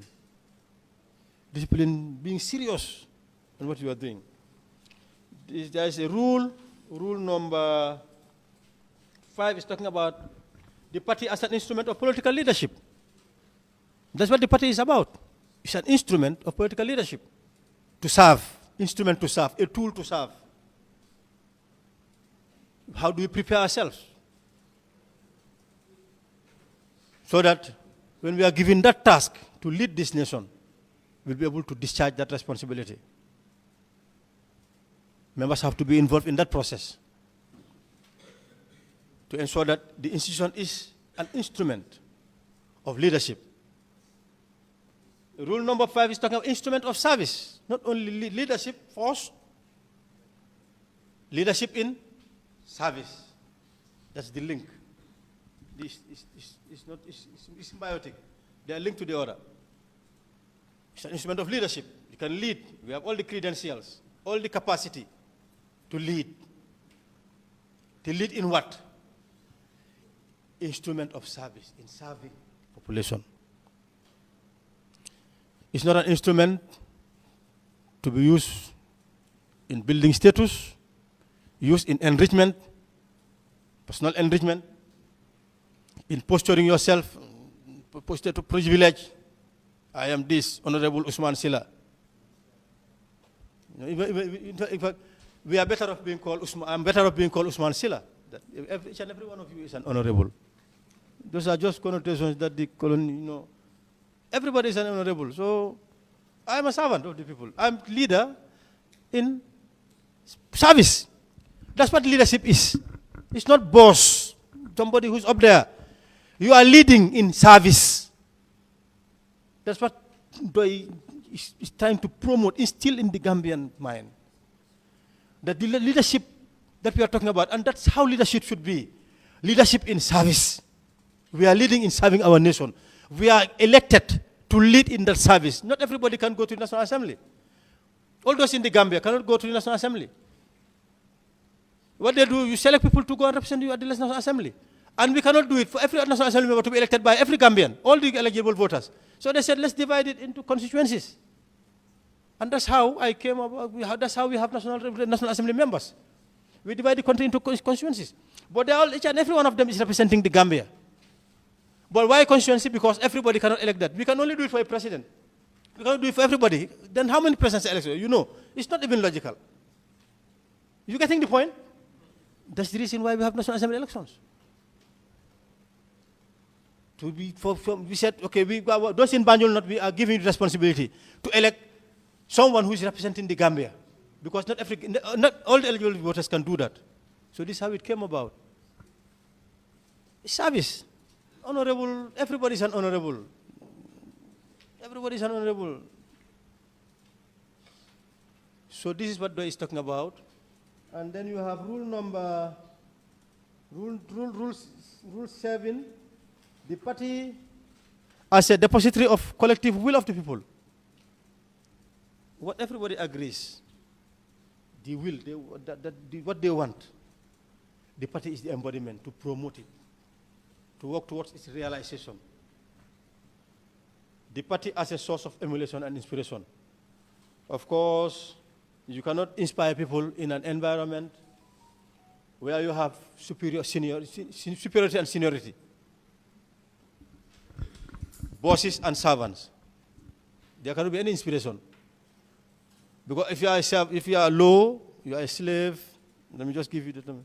You can never be the master. You just imitate to become master, to be the master, but you are not the master. And the master would never want to be a slave. So we have equality there. So we are co-equals. We inspire each other. Some of us may be more experienced in giving areas, have more knowledge in giving areas. But we inspire each other. I may be older than you. You guys give me respect as a human being. Of course, in our culture, we respect elders. Apart from respecting you as an elder, I must respect you because you are a human being. I want you to respect me, and it has to reciprocate. Respect should be reciprocate. Should be reciprocal. But in addition to that, I recognize you as an elderly person. So you see, we inspire each other. We inspire each other. We don't follow each other. We are not lackeys. We shouldn't be servile to one another. We shouldn't create heroes amongst ourselves. We are all heroes and heroines for the women. We have those that are given responsibility. The chairperson of the central committee is given a responsibility. It's a position of service, responsibility. Secretary General is given responsibility, it's a position of service. A member of the National Assembly who is part of the party and serves in the party organ is given responsibility. It's in a position of service. We recognize the service that we give you. And we want you to perform so that it will benefit all of us. And we can give you and should give you all the support that you need from us. What is that? So you inspire us. Those that are more knowledgeable to inspire others. Those that are more inspired to inspire those that are less inspired. So this is the kind of environment, this is the type of party that Pdois establishes, is promoting, wants to consolidate, and want every member of the party to emulate, to adhere to promote. So on that note, I think I'm coming to this is the conclusion of my presentation.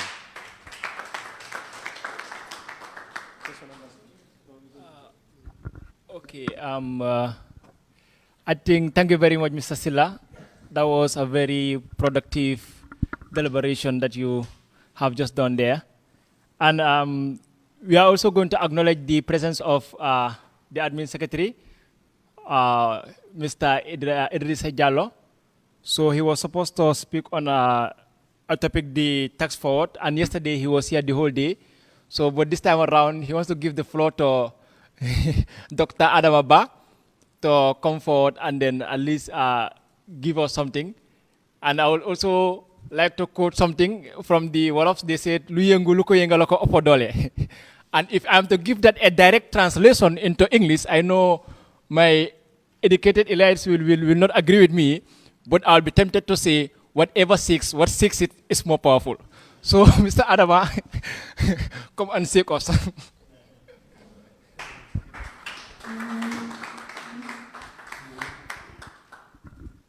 Well, thank you very much.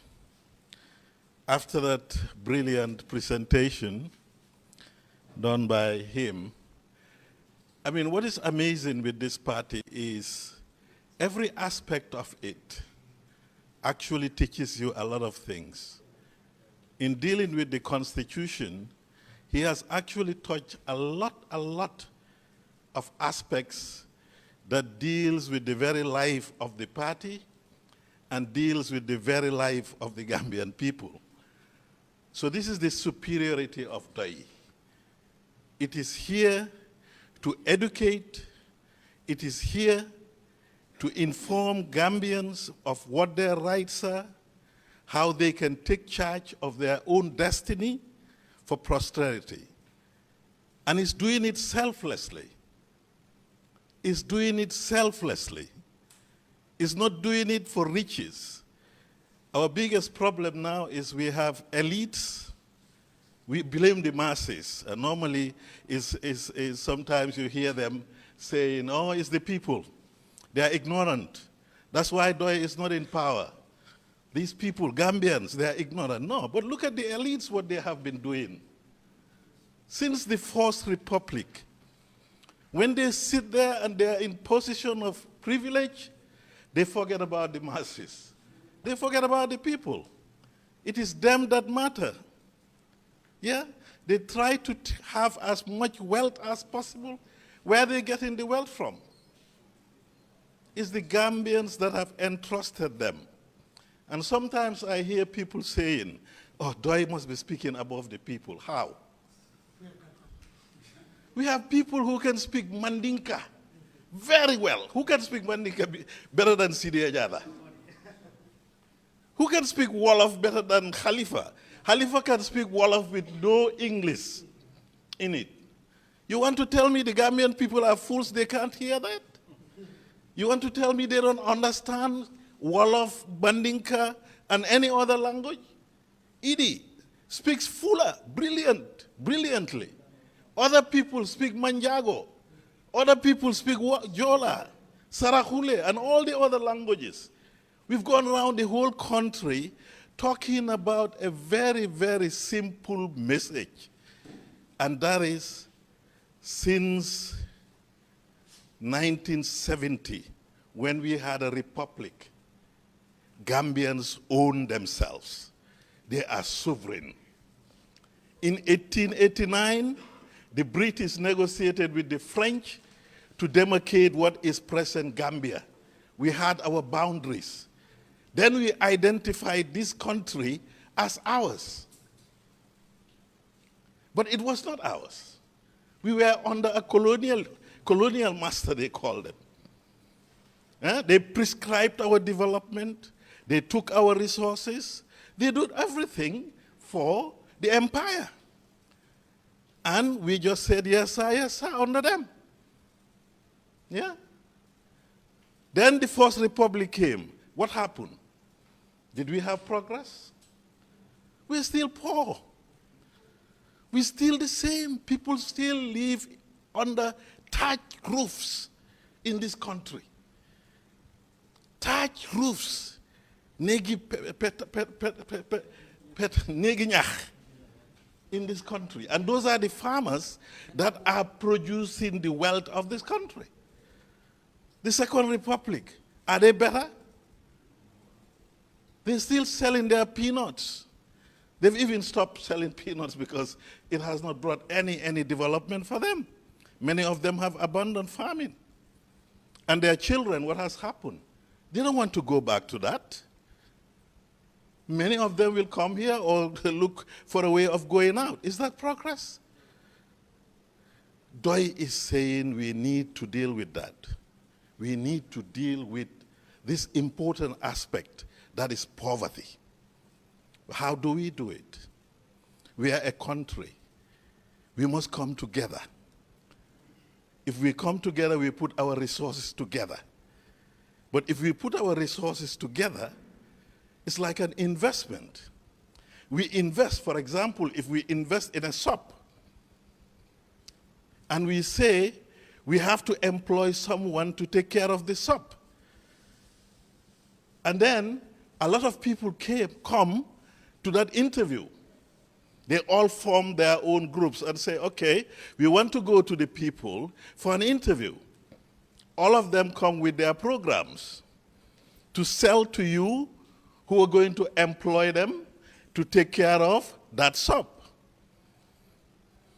Okay? What happens if you are going to employ someone to take care of your wealth? This is a wealth that belongs to all of us. And we have candidates now coming before us saying they want to be entrusted with the shop. Do we take anybody and just put them there? Normal people? Do we take thieves and put them there? Do we take people who come and give us stories about their qualification, about all that? We investigate. We find out. That's what companies do. You don't just come and bring me papers and say, okay, you employ me because I have these papers. I was a personal manager. If you come with your papers, I investigate about you. I find out where you have worked.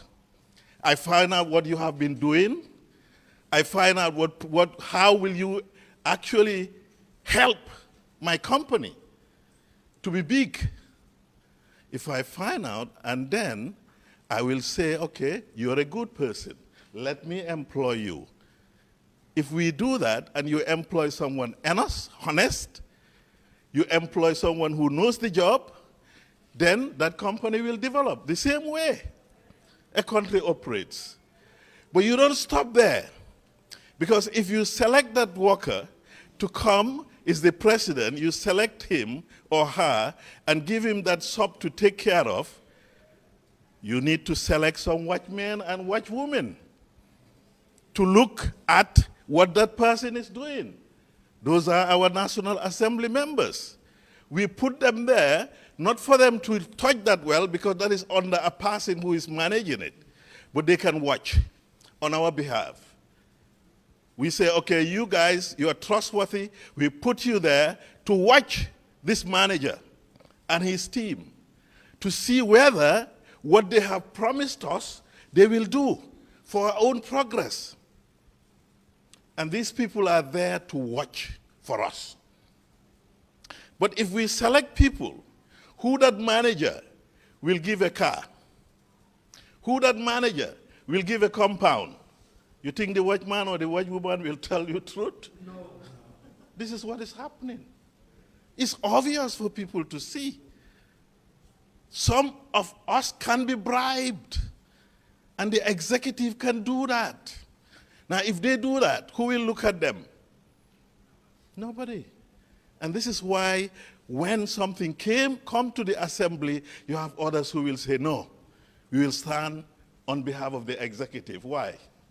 We put you there to check the executive, and now you are standing there, you are not standing for us, you are standing for the executive. What should we do? We should take those people out. And if the executive is not honest, next 5 years we should take them out. That's what is logical. But we don't do that. They come back to us after taking our wealth. They come back and we clap and drum for them. They take more wealth and bring it to us. And we say we are Yai Compin, we are Papi Compin. They give us 500, 1,000, 2,000.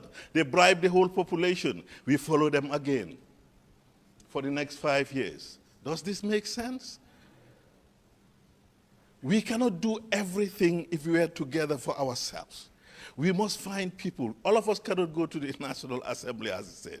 All of us cannot be a president. But we have to select those people and put them there to safeguard our interests. If they are not safeguarding our interests, we give them 5 years. We take them and look for other people. This is the message we have been carrying since 1986. Let no one fool you. The wealth belongs to you. You are sovereign people. You have your own power. Let a Yai company or a company not tell you, come to me and I own you, and you become what Wolof call again. You become a tail and you are sovereign. That's why Pdois is saying dignity. Every Gambian must have a dignity. You cannot be a tail. These people are not your bosses. You are their bosses. We have all the time been saying this, and we understood when Gambians did not understand, because many people, because of the oppression, they felt, okay, you know, this guy will be there forever.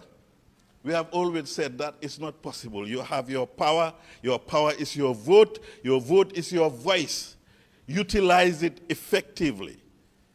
What happened in 2016? What we have been telling people happened. So now, most of the work that we should have done is done. People now realize that they own this country and they have power to change presidents. Who was more powerful than Yahya Jammeh in this country? But who took? You think ECOWAS took him out? Many people you are led to believe that, or it's ECOWAS that took Yahya Jammeh. You think that is true? No. It's your votes. What made ECOWAS to come was to validate your votes. Was to say, yes, you are right. And we had intelligent people, people who know the Constitution, who were there to convince ECOWAS that, look, this is the only way we can get out of this mess. And they listened to them. Are they foreigners? Those who did that, are they foreigners? They're Gambians like us. There are members of Pdois that did that. There are Halifa Saleh, Idi, and all of these people that were there in the struggle in 2016 with others. I want to be modest, so I would not say a lot of it was done by Pdois, but a lot of work was done by Pdois because that was Pdois' agenda. We knew that if we do not do that, this person will perpetuate himself all the way, and he can be here as long as he wishes. He had a program to become a king. What would we have done? And when Pdois knew that, they said, okay, we now feel we have to have a tactical alliance. And this is what they've done. Intelligent people talked about a tactical alliance, forgot about their party. They forgot about Pdois for a long time just to pursue that tactical alliance. And today anyone can tell me, oh, Pdois, you know, what have you been doing? You are not in power. You've not seen all that, Gambians? We have not seen everything that Pdois was doing? You want to tell me? No. Let's not fool ourselves. This party is a legitimate party, and it has been using simple language to communicate to Gambians, a language that all of us understand. And today, if I hear journalists saying, oh, are you speaking above the people? Why are you not in power? Well, I say, what is this? We have been saying this consistently. Consistently. Now, if Gambians don't understand, there is an elephant in the room. What's the elephant? Some of them are looking for privilege. Some of them are opportunists who want to sit there. Of course, some are genuine. They don't know. But let me tell you, there are very few nowadays. Very few. A lot of people want to be in a privileged position. They want to occupy that Mansa seat at the expense of Gambians again. And that is why this party is calling for system change.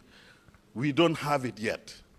It's pathetic if you hear them in their election campaign. The same old stuff is coming again. This person is like this, Mama Kanda is this, Ahmad Ba is that and that. They are not telling the people what their programs are. They just castigate each other. The old politic, the status quo is still here. And this is why Pdois is talking about system change. We need to change this system where the leaders are not our lords. They are our servants. They must serve us. When we are asleep, they must be awake. When we cannot see, they must have the eyes to guide us. When we are hungry, they must bring strategies to fill our bellies. This is why we entrust them. When we don't have work, they must bring those strategies so that as young people we have work. We don't have to go and perish in the ocean or in the Mediterranean. This is what Pdois is saying. And anyone who says, I don't understand, tell that person they understand. Most of them, they understand. They just don't want to see because they want to protect their privileges. Most of them, I tell you this, they want to be there. In fact, some are afraid of Pdois. I have heard someone telling me, Oyen solen faneke kendu leka. Solen faneke kendu leka. This is why they are afraid of the party. Because they want to maintain their privilege. These elites, they think if they go abroad and study, they have hustled a lot, so when they come back now, they should be in position. This is the trend. I hope our university students do not think in that way. That we are here and we will try, and when we go, we should now come and lord it over the people. No. This is not why you are actually being taught in the Gambia. You've been brought up. You've been taken to schools that all of us contributed from primary to high school with the intention that if you have education, you will use it on behalf of the people for our own development. If we don't have that, And we are reliant on these academic people who will know how to deal with it, and they become other people who will just love privileges, the most beautiful car, the most wonderful house, even though you live in a street that is full of potholes, you don't care about your neighbor. Even though you are surrounded by poor people, and if you have a compound, they all come from up country and stay with you. That is not development. And I hope the younger people, because we are getting old, let me tell you, we're not hiding it, you can see it. I hope the younger people will get this inspiration from us, from what has been happening all these years to move this country forward. If we don't do that,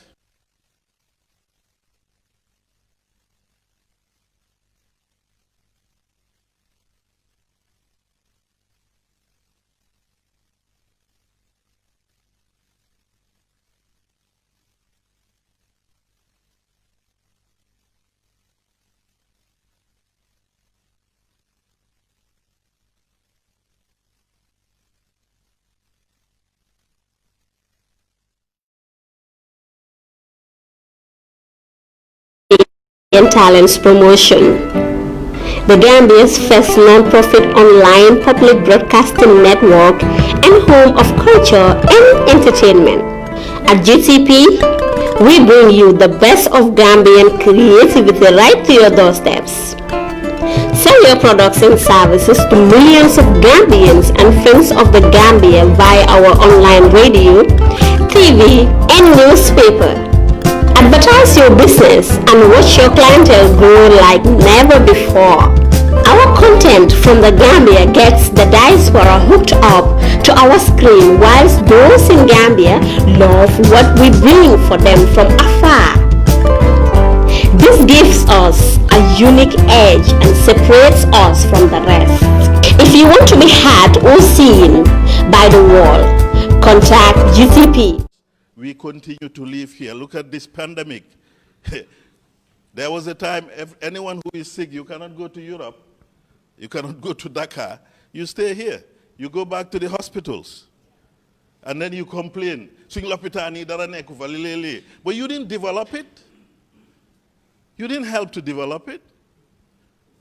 And what I mean is, I don't mean you taking money, but you can start educating the people so that we see that our progress lies in selecting leaders who can sacrifice for us, who are educated and know. I don't mean just education, but who know. Politics is science, let me tell you that. It's art and science. Look at how they moved during the impasse. You can see the leaders, what they have done.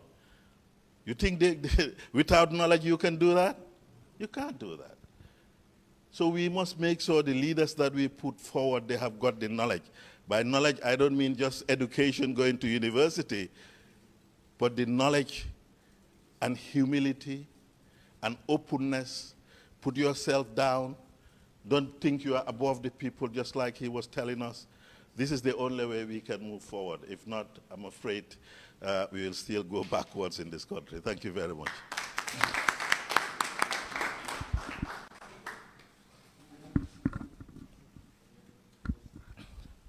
Oh, well, we are really inspired, aren't we? I think, Mr. Adama made very important points, and economic gains is playing a big role in our politics now. And I even have some people ask me, why are you a Pdois militant when you know that you're not going to get anything from them? And I'm like, it is not just about the cash that they give you, the 200, 300 that they give you. When politicians give you 200, 300, they are taking thousands from you. It's an investment. Politics is an investment. So if someone is investing, an idea and not money, which can, drive this country towards where we are heading to, where we want to head to, then I think we should all turn to that party. And that is why most of us here are here in Pdois today, not just because we're not getting anything from this. Are we getting anything? We're not getting anything. But what we are getting is we are feeding our minds. And that is very important in developing this country. So I think most of you have questions, isn't it? And Mr. Jallo, do you want to add anything to this?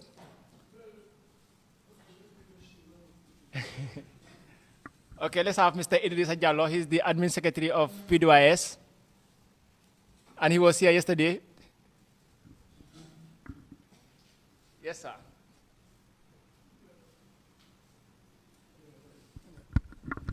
Well, I thank you all for coming.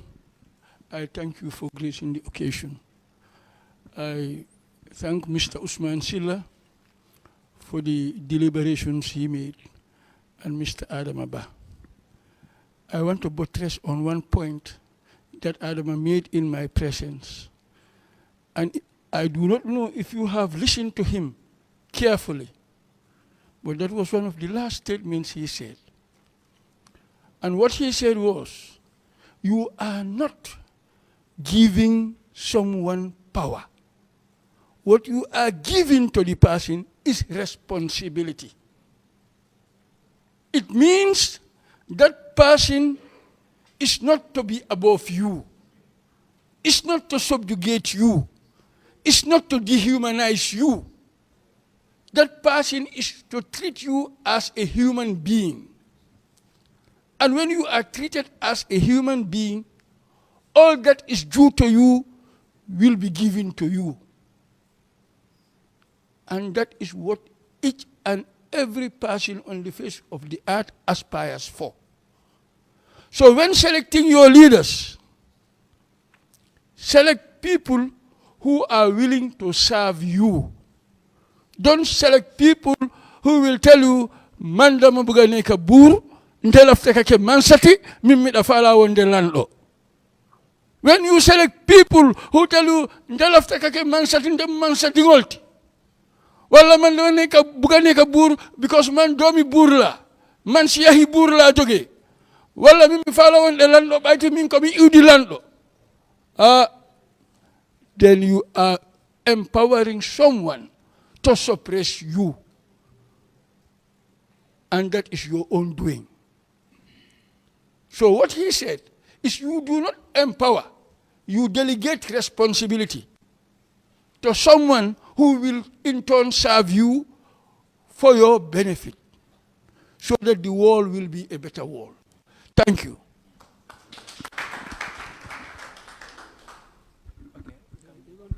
Okay, we can thank you very much, Mr. Idrissa, for making that deliberation as well. And I think he made everything clear that we are not just here for our pocket gains, but we are here to move a nation forward. And by doing so, we must all put in sacrifice as well. So we are going on with our question and answer. So if you have any question, please raise up your hand and I will bring. Yeah, you come forward, right? Okay, instead of us coming there, so you can just come forward. So please come forward, Mr. And please introduce yourself before you ask your question, please. Okay, good afternoon to everyone, or good afternoon. I am Alpha Morong from NBR, Ndofan Village, Nyomi. I heard of this training, which I joined the Youth Wing WhatsApp, so I crossed from North Bank to this place. But since yesterday, I've been getting so many words of wisdom, especially from Mr. Uncle Idi and Mr. Silla and Mr. Ba. So my first question goes to Mr. Silla. What is going to be PDI's stance in this Gambian tribal politics nowadays? And the second question goes to the people from the youth wing. I'm coming from North Bank, and I'm not hearing anything about PDI's youth wing in North Bank. So I want to ask, is these youth wings all over the regions, or is it only centered in the combos? So thank you very much. Okay, you have to respond first. No, we'll give that to Idi. Idi is the...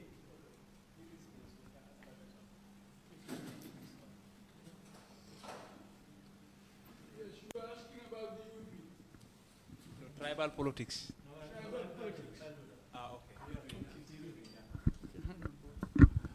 Well, you know, it's good to listen to what the panelists were saying.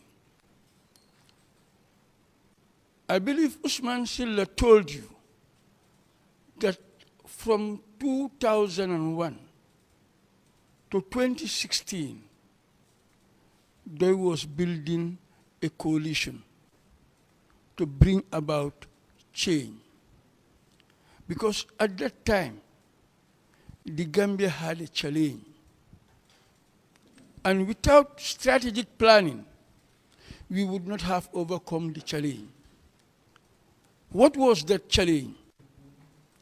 People were disappearing without trace. People were beaten up.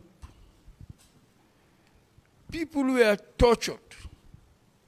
People were dehumanized. People were disoriented. The country was not at peace with itself. Of course, there was no street war,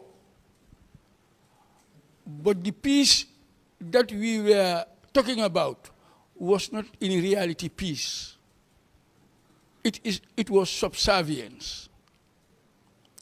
We needed smart people to sit down and forget about their personal political party agenda and take the bigger agenda. What's that big agenda? It's the country. Because any political party, every political party is a subset of the set. The set is the Gambia, the Gambian people. They are the majority.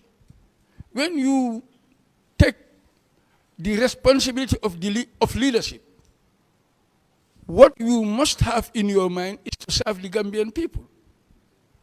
If those people are in a state of distress, the first thing that you should try to do is to ensure that you take them away from that state and take them to a better state. This was why they, at the time, focused on building coalitions. And in 2016, we saw the coalition building paid us dividend by bringing in someone else. And that was regime change. When we got to the level of regime change, we wanted to continue and still build the republic by getting a coalition independent national assembly, by creating a coalition council in all the regions.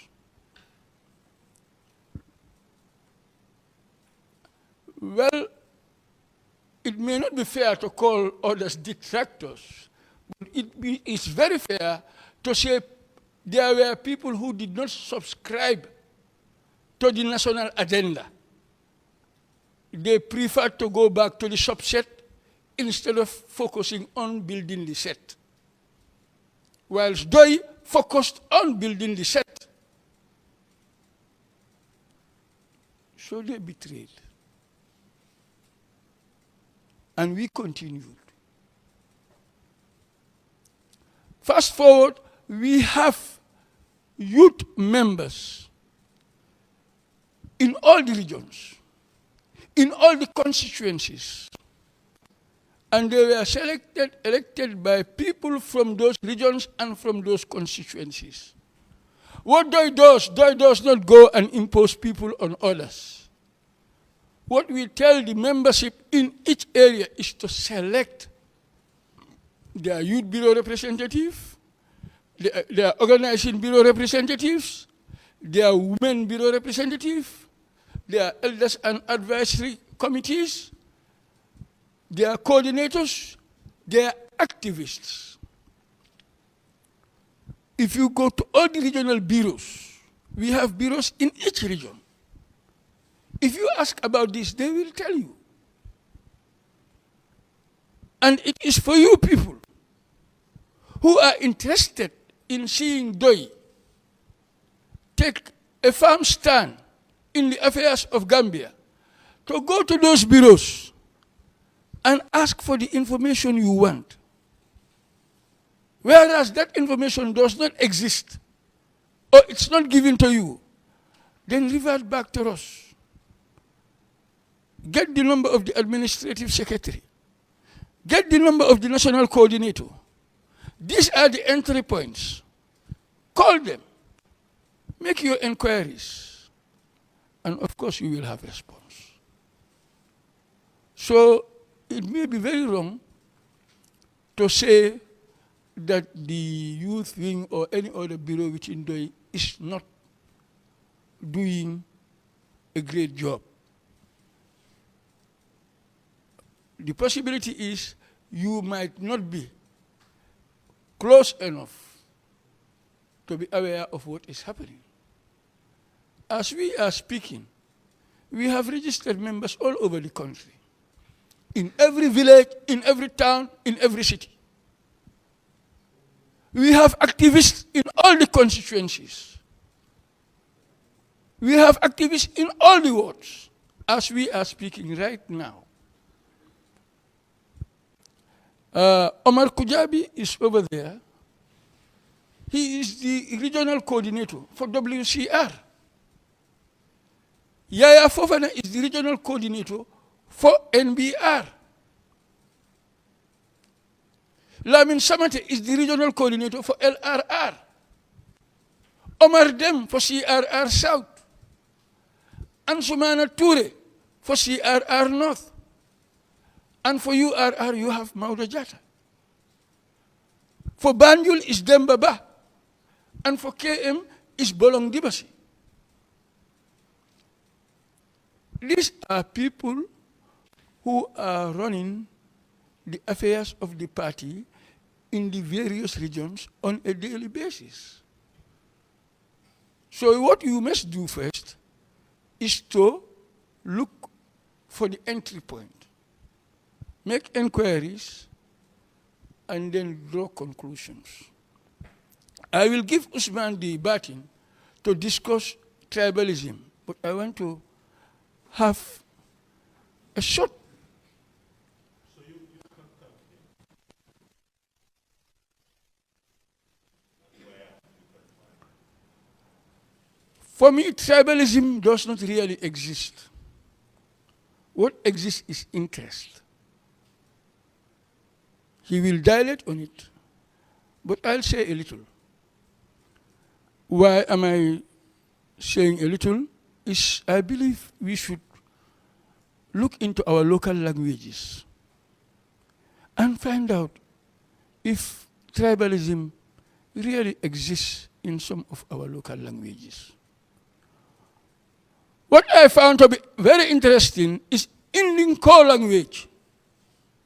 People say it's the name of the language is Mandinka. The name of the language is not Mandinka, it's Nko. There is nothing like tribalism in that language. When you meet them, when you greet them, it's a musi jamality. That's what they ask. Where are you settled? That's you. That's she. It's a musi jamality. It's a butamin toll. Your settlement determines who you are. Because the language you speak in that settlement, the cultural activities you do in that settlement defines who you are. So in 1970, when we were a republic, and in 1965, when we had nominal independence, and in 1889, when they demarcated the Gambia, a new CEO emerged. A new settlement emerged. What is that new settlement? That new settlement is the Gambia. So all other language groupings within that settlement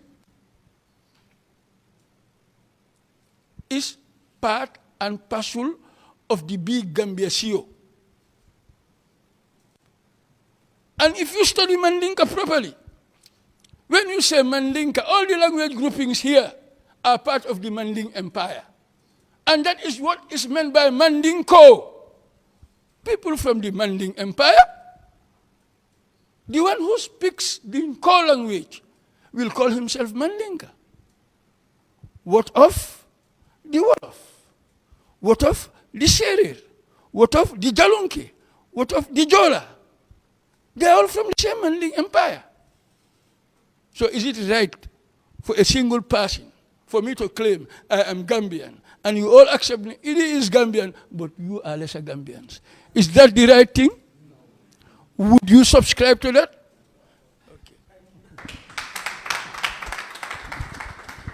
Well, thank you very much. I think, Edie, for that explanation, he has given you the, is it the etymology of the, well, that's good. Thank you for making the work easy for me. Yes, tribal politics. As he said, it also has its origin in colonialism. Colonialism came and accentuated these divisions because it was using it to divide our people. We were expecting that when we were demanding for independence and we succeeded, we would have united our people around this sovereignty concept that there is promoting, sovereignty. That the sea that we're talking about is Gambia. Gambia is the biggest sea. Everybody must identify yourself as a Gambian, first and foremost, because we are talking about a country, a geopolitical entity called the Gambia, and all those who live within it are owners, are part and parcel of that entity. So that's your identity. If you go outside, what identity would they ask you? Is your nationality? And what's your nationality? Is it Mandinka or Wolof or Jola? It's Gambian. That's the reality. The only reality in terms of identification is nationality. That's the reality. Who's a Mandinka? If I ask that question, who's a Wolof? Who's a Jola? The person who speaks the language? Idi can speak Mandinka very fluently. Who can deny that Idi is not part of the Mandinka? Let's just even take that concept. So this is what they do. You know, these are languages. They are our languages. We have to cherish them. Sorry. Somebody said that I should. The languages that we have, Mandinka is very fine, beautiful language. Wolof, fine, beautiful, Jola, Pular, Sarahule, Manjago, Serer, Creole. These are our languages. Bainunga, these are our Gambian languages. Every Gambian owns any of these languages. Each and every language that is spoken by Gambians is owned by Gambians. The languages are spoken by who? Gambians. And so, who owns the language? Gambians. So, these are our languages. What we should have done, in fact, at the dawn of independence, is to ensure that all these languages are taught in our schools, so that a child should be able to speak nothing less than 3-4 languages. Every child should be able to speak nothing less than 3-4 languages. And then you identify yourself as part of that language. It's your language. But they fail to do this. They do as the colonialists did, and you can hear colonialism. Divide and what? Yeah. Divide and rule. This is what the politicians that came after them did. Their political parties, in fact, we are formed along those lines. People's Protected Party. In fact, there was even something underneath that. If you go to Nigeria, Ghana. In fact, Ghana was bit better because Nkrumah was there, was Nigeria. Gambia as well. Tribalism in politics is nothing but opportunism. It's opportunism. Political opportunists use it for their own ends. It's opportunism. It's nothing other than opportunism. President Jawara, if I ask some of you, you would say he belongs to a particular language grouping. And they said, if somebody believes that Jawara was promoting tribalism, and that would mean that all those who belong to the same tribe with Jawara are better off. That's what it means, tribalism. He's promoting tribalism. He supports only the members of his tribe. But can anyone here say that those who claim to be from the same language grouping with Jawara are better off, all of them? After Jawara came, Yaya Jammeh, 22 years. Some said, yes, he was promoting tribalism. He's a tribalist. He only supports those who speak his language. Of course, you can see here and there, this is what they do. Here and there, you may have the minister in your cabinet, you may have the majority or quite a number of them claiming to be from the same language than you. The central bank governor here, the army commander, the inspector general of police, the director here, director general there. You can have this. But these are nominal. They cannot be the majority. And these are instruments that you use to promote your interests. And they too are using you to promote their interests. Do you use one another? The former president, Yaya Jammeh, the language grouping that some of you would identify him with, are they all better off? The region that some people say he comes from, are they better off? Is it any better than, is it more prosperous than all the regions in the country? They're just misleading the people. And it is your duty. We want you to make it your duty to demystify that, to clarify that. That in politics, there is no tribalism. These are opportunities that are using the people. In fact, that is the highest insult for you to come and tell me, vote for me because we belong to the same language grouping. It's an insult because, let me use the crude term, tribe, we belong to the same tribe. The person insulting you. Because when the person is there, mismanaging the resources, the person does not distinguish. Can he even do that? Or can she even do that? That I'm a puller, so this is the money. You want to make a deal. We are giving contract, I want this kickback. But the kickback is come from the Gambian people, taxpayers' money. Separate those that come from the fuller speaking. And then let me not touch that. Let me take those that are from everybody else other than the fuller speaking. Is that possible? Can they do that? So whose interests are they promoting? Whose interests are they protecting? It's opportunism. Any politician who comes and tells you that, and it's the reality, they are doing it. That's what they are doing. Some political parties are promoting that because they don't have anything to offer to the people. They don't have a program to solve the challenges that people are confronting. They don't have problems to address poverty. They don't have problems. They don't have programs to address unemployment. They don't have programs to promote unity of the people because they are afraid of people uniting. If people unite, they will fail. They fear that, so they divide them, as the colonists were doing. Divide and rule. Politics of tribe is other than divide and rule. You cannot promote any ethnic agenda. You cannot promote the interests of any tribe in this country. It's not possible. You can only promote your interests of the few, or you promote the interests of the majority. And as a party, we stand for the majority. We are promoting the interests of everybody. We are uniting. In fact, that's the coalition that Pdois is talking about, coalition of the people. We want you to take up the responsibility, how to unite the Gambian people to form a bigger coalition. Let them form a bigger coalition so the politicians that are coming before them, they will be identifying you. What programs? You want me to support you? On what basis? What programs do you have to address unemployment, to address the challenges that farmers are facing? The crops, the monoculture, the groundnuts. Can we diversify? Can we have markets for the groundnuts? Can we transform? Can we stop being a country that depends on primary products of agriculture? We want to be transforming agriculture.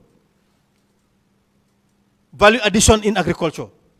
Industries. How do we engage our young people? How do we discourage them from taking the backward route, the irregular migration route? Show us the program. When you come, are you going to live above the people? Are you going to be a lord or a lady above us? These are the programs that we should be asking. That's why in fact, we even regard it as an insult to go and force the person to vote for you. We want votes. We are a political party. Pdois is constituted to assume leadership, to transform this country, to end poverty, bring about liberty, independence, dignity. That's what Pdois stands for. We're not in politics to play games. As some would say, if you really want to assume power, you have to go for it. We are not a party that would want to assume that position of service by working over dead bodies, corpses. What's the point? The people that you want to serve. You want them to die before you assume. Then you're interested in serving them. You are interested in ascending to privilege. You want power for yourself. Not power to empower the people. So this is the difference. Doi wants the people to entrust it power, so that we will take that power, empower them to live in liberty, dignity, and prosperity. This is the difference between Doi. The other time somebody told me that I've looked at the political scene in the Gambia, and I've seen that there are only two parties in the Gambia. Somebody told me there are only two political parties in the Gambia. And when I asked, he said, Doi and the others. Doi and the others. And you know that person was talking nonsense, sorry for using that word. This difference. Doi is coming to empower the people, free the people. You own yourself, free up. Don't allow anybody to fool you, to blindfold you, to throw dust in your eyes. To cheap, sentimental, how could I call it? Tribe, religion, gender. Even youth, adult. Some people come in that, guys. The last time I said that. Vote for us, the youth. Now it's our turn. Anybody who do that, be suspicious of him. Come and vote for me because I'm a youth. It's the turn of the young people. Come and vote for us.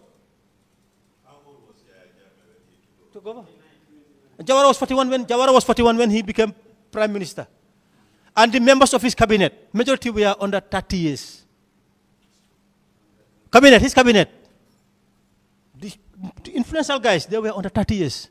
I just don't want to name names, but it's history. It is 25 years. Then. So you don't call that a youth government, a youthful government? When have the youths never been in leadership in this country? In the history of Gambian political history, since after self-determination and independent and Republican status. There has never been any time that young people were not assuming position of leadership in this country. So debunk that. Any of you don't promote that. Any young person who comes, we want programs. The problems are confronting everybody in this country. So we need a collective solution. We need collectivity. We need to do it together. We have to work as an ensemble to come together to address our concerns. Address concerns of young people. They have serious challenges facing them. The mothers, women, they have serious challenges facing them. The adults, family heads, they have serious problems are challenging them. How do you come and evolve strategies, programs, utilize our resources to address those challenges? This is the task before us. Anybody who does not come with this approach, you are coming to fool us. And we are not fools to be fooled around. It's an insult. Women, some coming in the guise of women. Now it's women. Empower with women. Be suspicious of the person. The interest is personal. That's the same as those that are coming in the guise of tribe. So this is just opportunism, I'm telling you. For tribe politics, opportunism. Tell people that those that are coming to tell you, vote for me because we belong to the same tribe. Alinga Mandinkaya, Fasa, Netuko Bandung. These are the things. Nisamboka nga faral, Nisamboka. Nahatela, they are just fooling people. They are just fooling people. And it's criminal even. It's criminal. So I think that's the question, that's the answer. That is coming.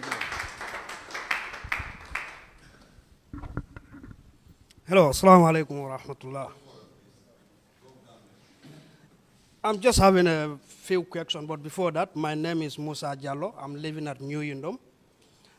From that, according to Honorable Usman Silla, for his thought, he said that, give us your power and we give back to your power. So, for that, how a PDOIS as a party can give back our powers to us as a Gambian? That's number one question. Number two, PDOIS is giving a membership card for free or is for sale. And number three question, PDOIS constitution book, is it a free or is for sale? Because we are needed to have this constitution for every member of the PDOIS group. So thank you very much. Okay. Okay, I'll answer the first question, and I also give Idi to also, as the administrative secretary, he will be talking about the membership. I can do it, but just want to be sharing. Okay, in terms of the trusteeship, I think we all agree that elections is all about entrusting power. That's the premise. Election is you have a vote, and the vote is your power. It's your voice. You want somebody to serve you, because you can either offer yourself, as we did, we offered ourselves, but we also selected. You can either say, I'm just going to be selecting, because I don't have time, or I don't have the capacity, but I'll be electing those that would serve me. Or I said, I'll be offering myself to serve.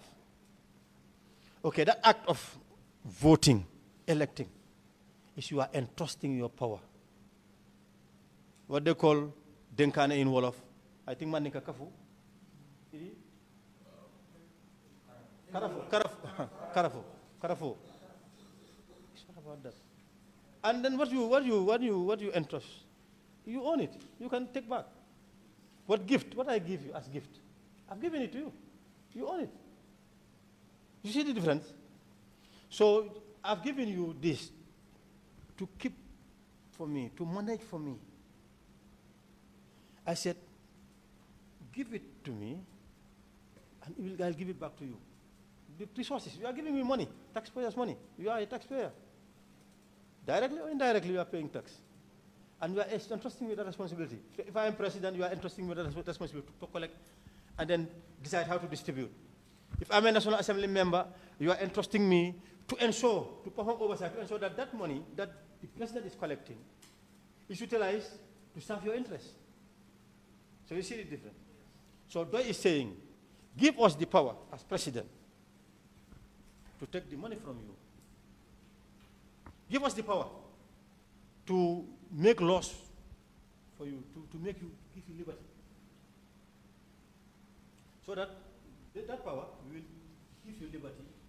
That resource, that power you've given us to take your resources, to manage it, we'll take those resources, and then that's the empowerment I mean.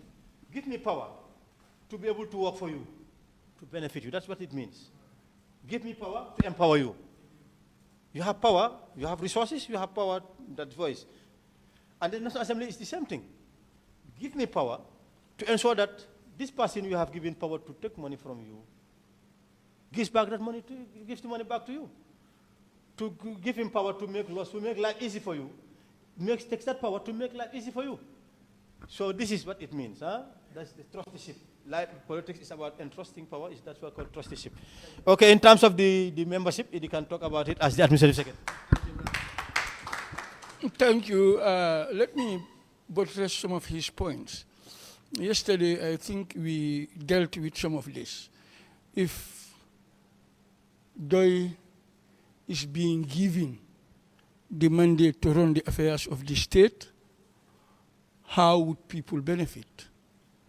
Then we said we came up with an idea, and that idea is in the Gonga. That's the creation of the cooperative state. Because we believe democracy should not stop at going to the polling booth and voting. When it is time to vote, we come to you people, knock at your doors, entice you or convince you to come and vote. At that particular moment, you are important. At that particular moment, your vote counts. At that particular moment, you are giving us a responsibility, a job to do for you. It is not to be lorded over you. But let us look at the other side of it. Immediately after that, the person you empowered or you entrusted with the responsibility will turn around and say, you people are lazy. I can't help you. There are no funds. Have you seen the trick? Have you seen the trick? Yesterday you weren't lazy. They went to you and did ask for your votes. You gave them the votes, giving them a job. After giving them a job, they should sit down and preside over your affairs by looking at what is available and spend it judiciously to help propel this country forward. But instead of doing that, they have fat salaries for themselves. They have no end of allowances for themselves, only for them to turn around and say this country has nothing and you people are lazy. So, in other words, continue going the back way and whatever happens to you, happens to you. Like it's happening in many of our compounds, you see people, their savings, their life savings, they give it to their children. The last time I was talking to someone in Bakau, and what she told me is mbekela nyadi. Ni mun na dingolti, ni mun le besirin jang. Ikan jele lungolung. Ni nga tabire ko bi samanta tabila. So sano mimbembulu nga wole wafi pour ayeta bakwe. Just 5 days ago, a boat left. And by the time I knew where the boy was, he was already in Bur. Fortunately, the boy is back. He could have lost his life. And the mother gave him this money. Because the mother feels the future is too bleak for them in this country. Is that why they vote? Is that why they are called citizens of the country? So it is for you and me and all other Gambians to think of what to support. What is the agenda? What do we want to hear from our leaders? For me, Usman Silla, I'm not taking him as a comrade. When he comes to my Bantaba and mounts the podium and start to speak, I'll go there and tell him, my bro, what are you going to do and how are you going to do it? Because that is what we need. If Halifa comes, I'll do the same. But then if Usman Dabo comes, I will do the same.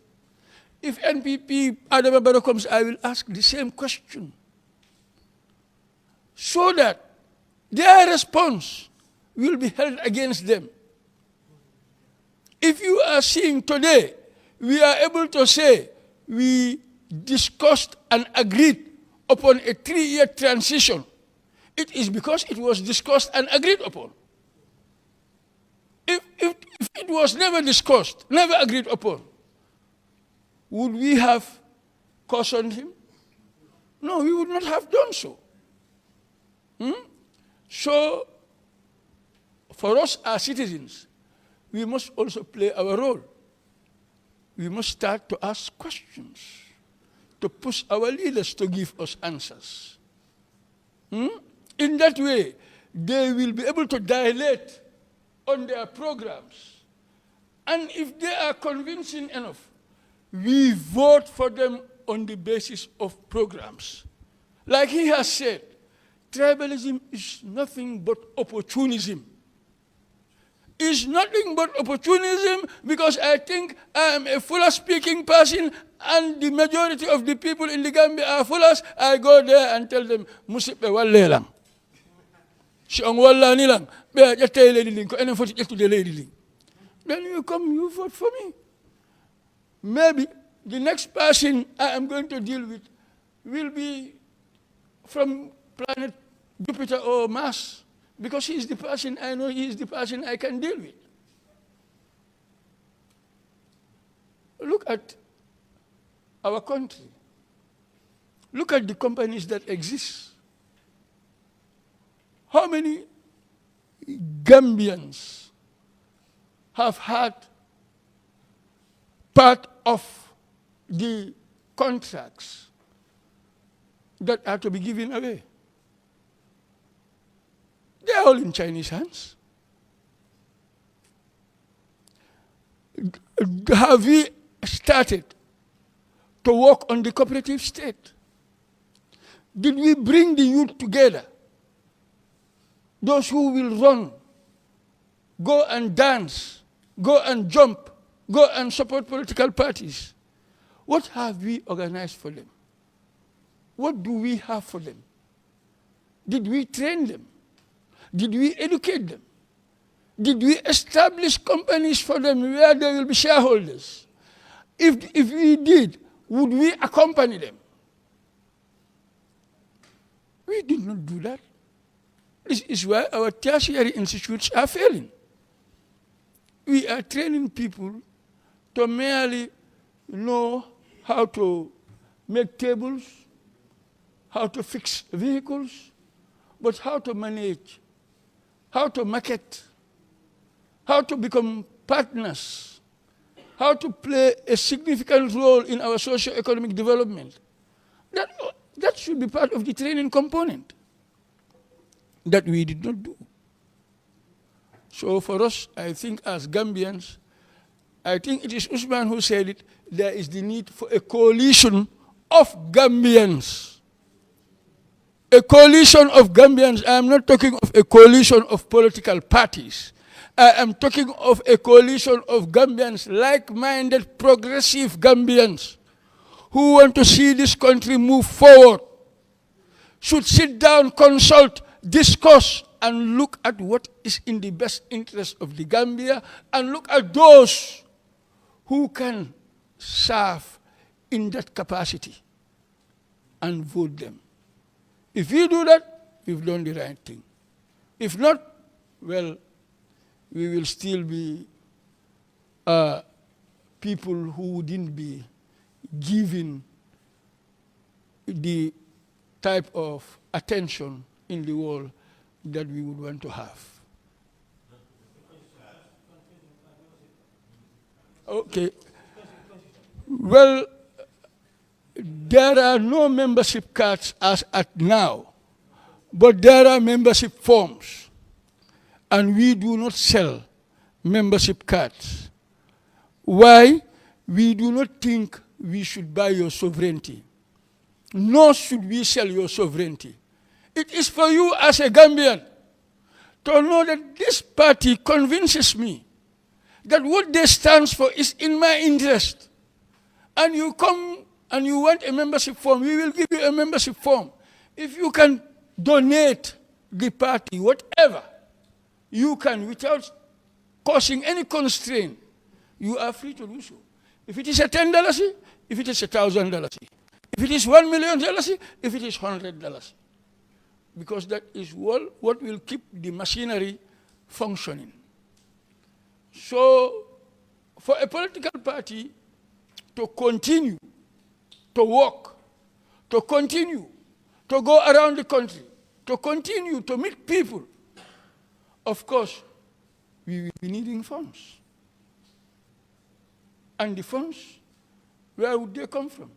From us, those of us who subscribe to the party.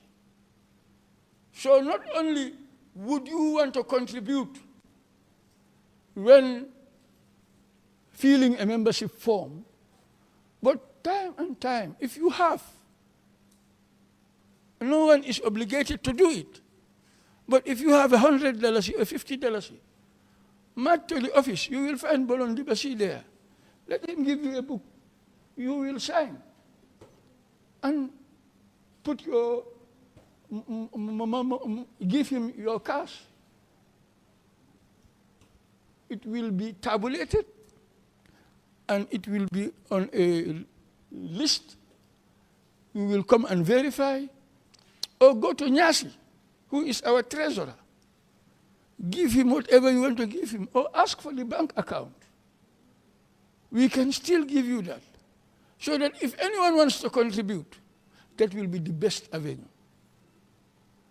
Does that answer your question? The constitution. No, it is not for sale. It's not for sale. You can always get it from. Okay. None of these things are for sale.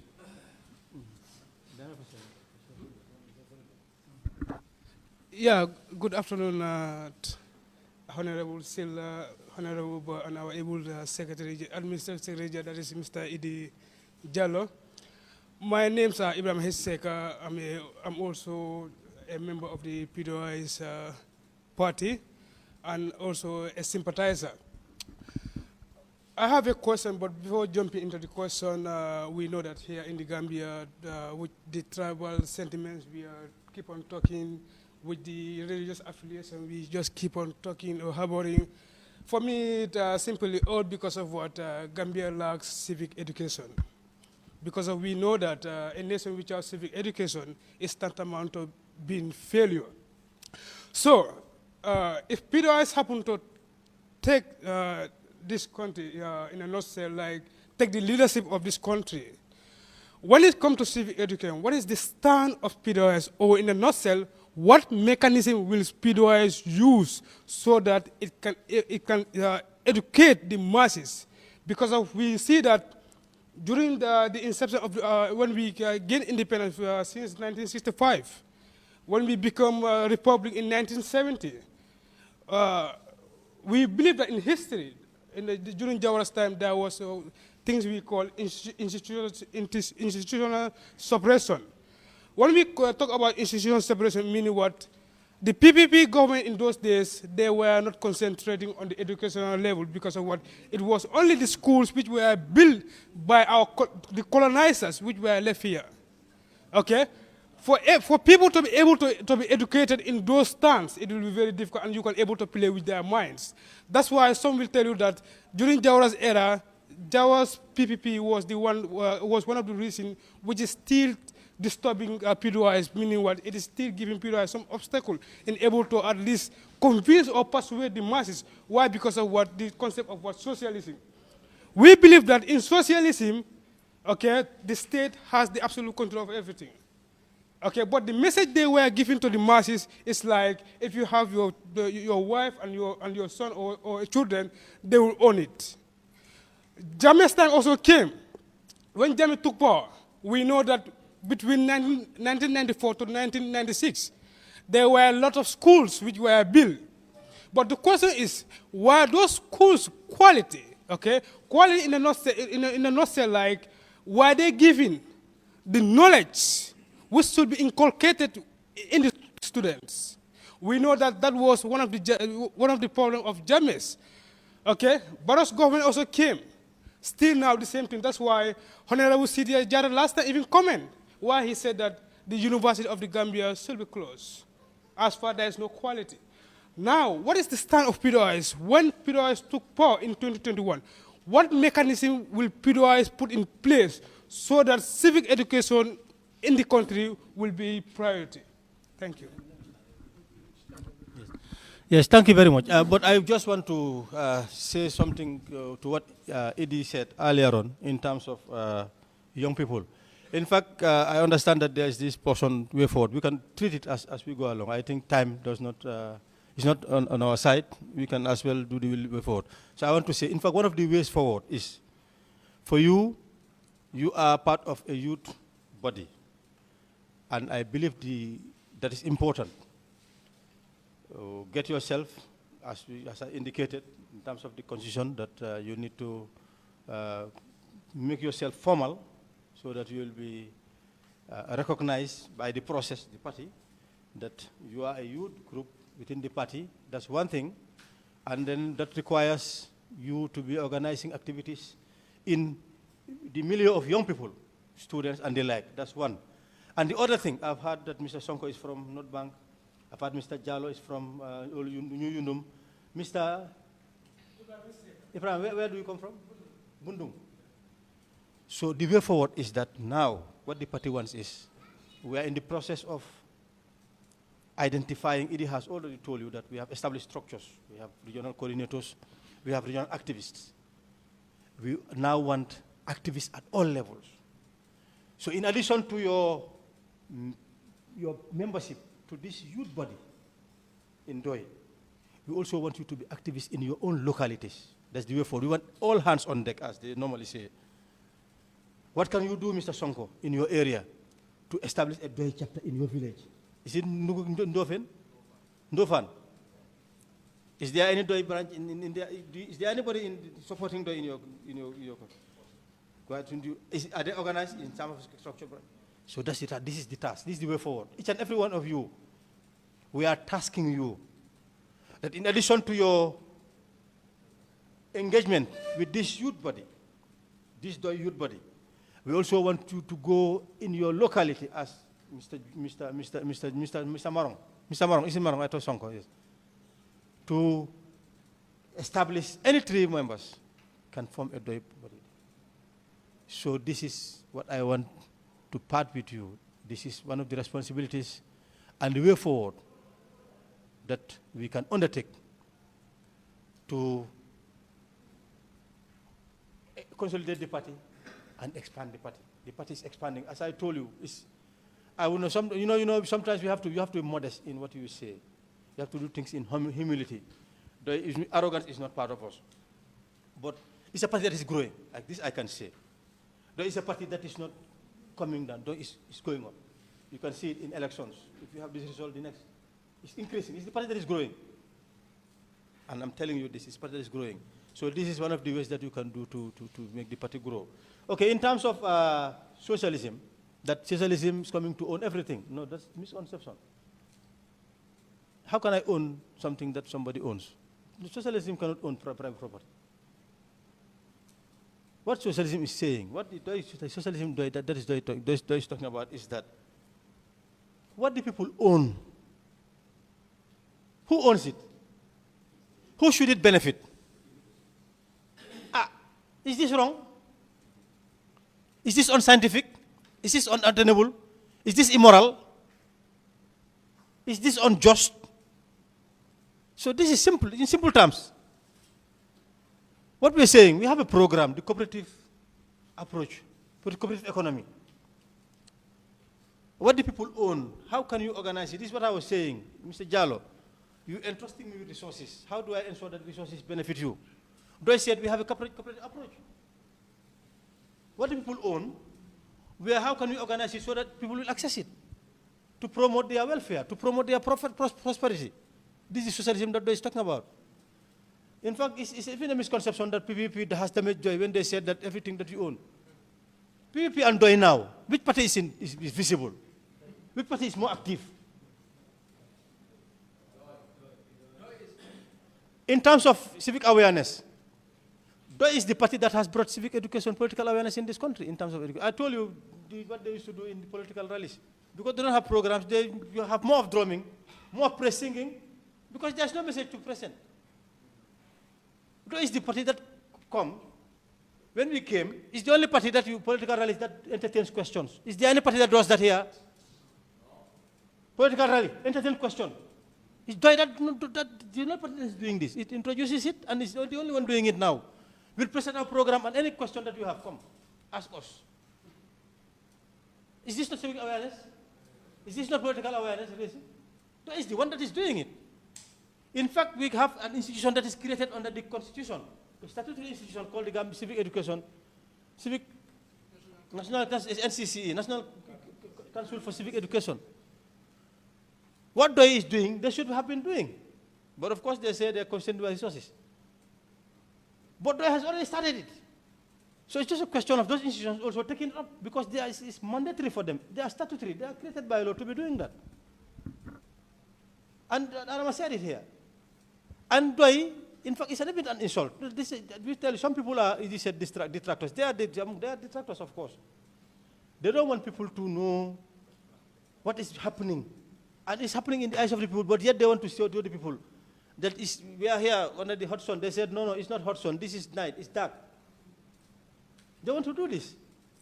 Pdois is the party that is talking the language of the people. We don't go to rallies and read speeches in English. We don't go to rallies and start castigating those that we consider opponents, political opponents. Yeah, I made this, I don't borrow this, that. We don't do that. We tell you that the government of the APRC is already has this much loans and is choking the country. It's receiving this from the tax money. It could have utilized this to promote this. This is what Pdois is doing. And we are doing here in the National Assembly. They're doing it in the National Assembly. We just don't go and they said, I don't borrow, you do this. You are corrupt, you are, no. We are elected. Somebody was saying that, well, you are giving more time to the National Assembly, Doi members in the National Assembly. You are giving more time to national issues than party issues. Is our work in the National Assembly different from our work in Doi?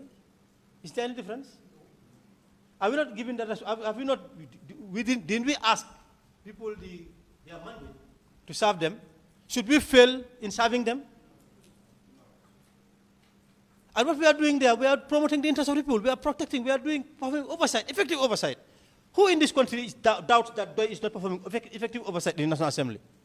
If Doi was not there, would we have this National Assembly? It's not only Doi. I'm not, like I said, in modesty. But if we are not there, it would not have been like this. I'm not saying that. Do you understand what I mean? So we are there.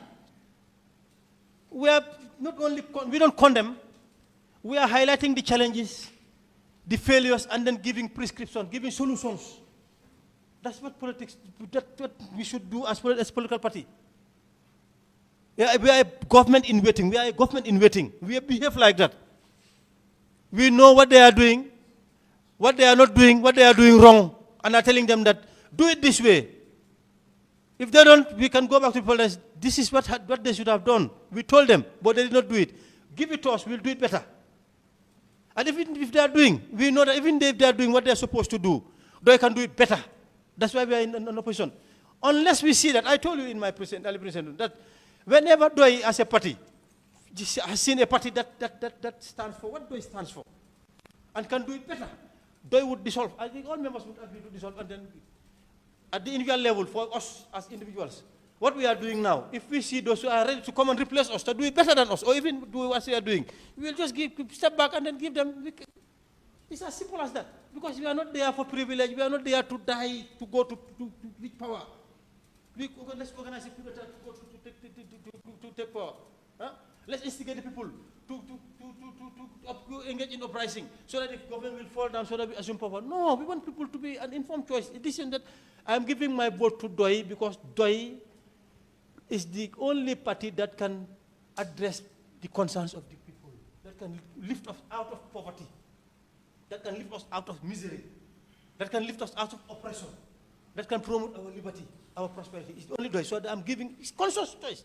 Not because I know Usman Silla, we are from the same, we are biologically related, or we speak the same language, or we are from the same religion, or we are from the same town, but because it's the party I'm convinced that can address the concerns of the population. And it's not my only problem. Like, for instance, in politics, we have to do this, inject this in every person. That politics is not what you benefit as an individual. The $1,000 that they give you, you vote for the person. They said it here. It's an investment. If the politician gives you $1,000 to give him or her your vote, that's $1,000. And of course, anything that I buy, who owns it? If I buy something from you, if I give you money and you give me something, who owns what you give me? I own it. So as a politician, if I give you money and you vote for me on the basis of the money that I have given to you, I have all rights to mismanage what you have given me. And this is truth. Let us tell this to the people. Don't allow them to buy you. Don't give them your votes. If you give them your votes, you have given them license. You have given them whatever they want to do with it. So I think it can continue. Thank you. Thank you, Usman, for that explanation. I think I will take a different approach this time. I will be asking you people questions. In politics, there are many fronts. You are dealing with your opponent. And when he lacks the ammunition, what he does to you is he employs psychological warfare. How would he do that? He will come up with stories, cooked stories, throw it around, and you, the person who is supposed to throw that in the dustbin of history, if you are not too smart, will pick it up. And wherever you are, you reiterate that as something that is playing a significant role in deterring you from achieving your ultimate aim. What I am about to say and what I think is Doi members should desist from saying such things, because that language does not belong to intelligent people. No one should question your intelligence.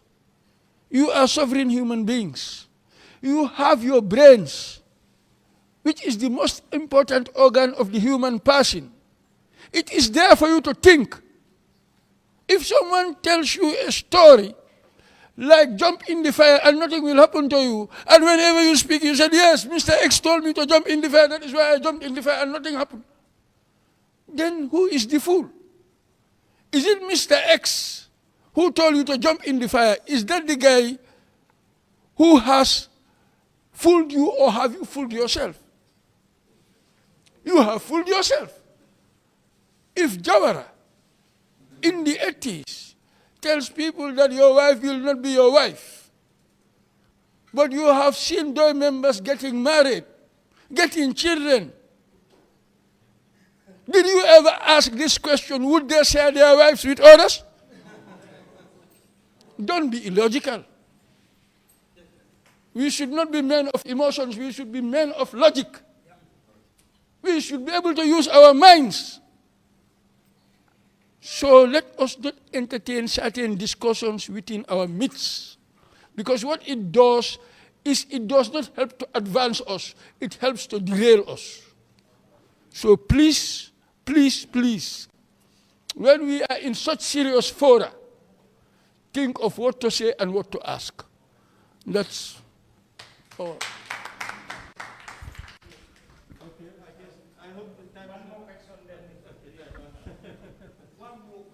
Yeah, one more question, huh?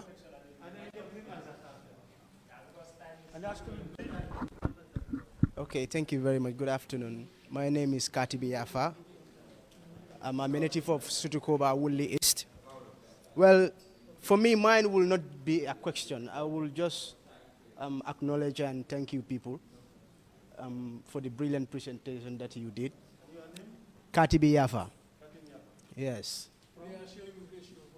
Okay, Sutukoba. Currently, I'm living at Salaji. Well, I think for 34 years, the message that you people have been preaching is the same thing you're saying today as well. You are saying you are Gambian people. You deserve your liberty. You deserve your dignity. And we all want prosperous life.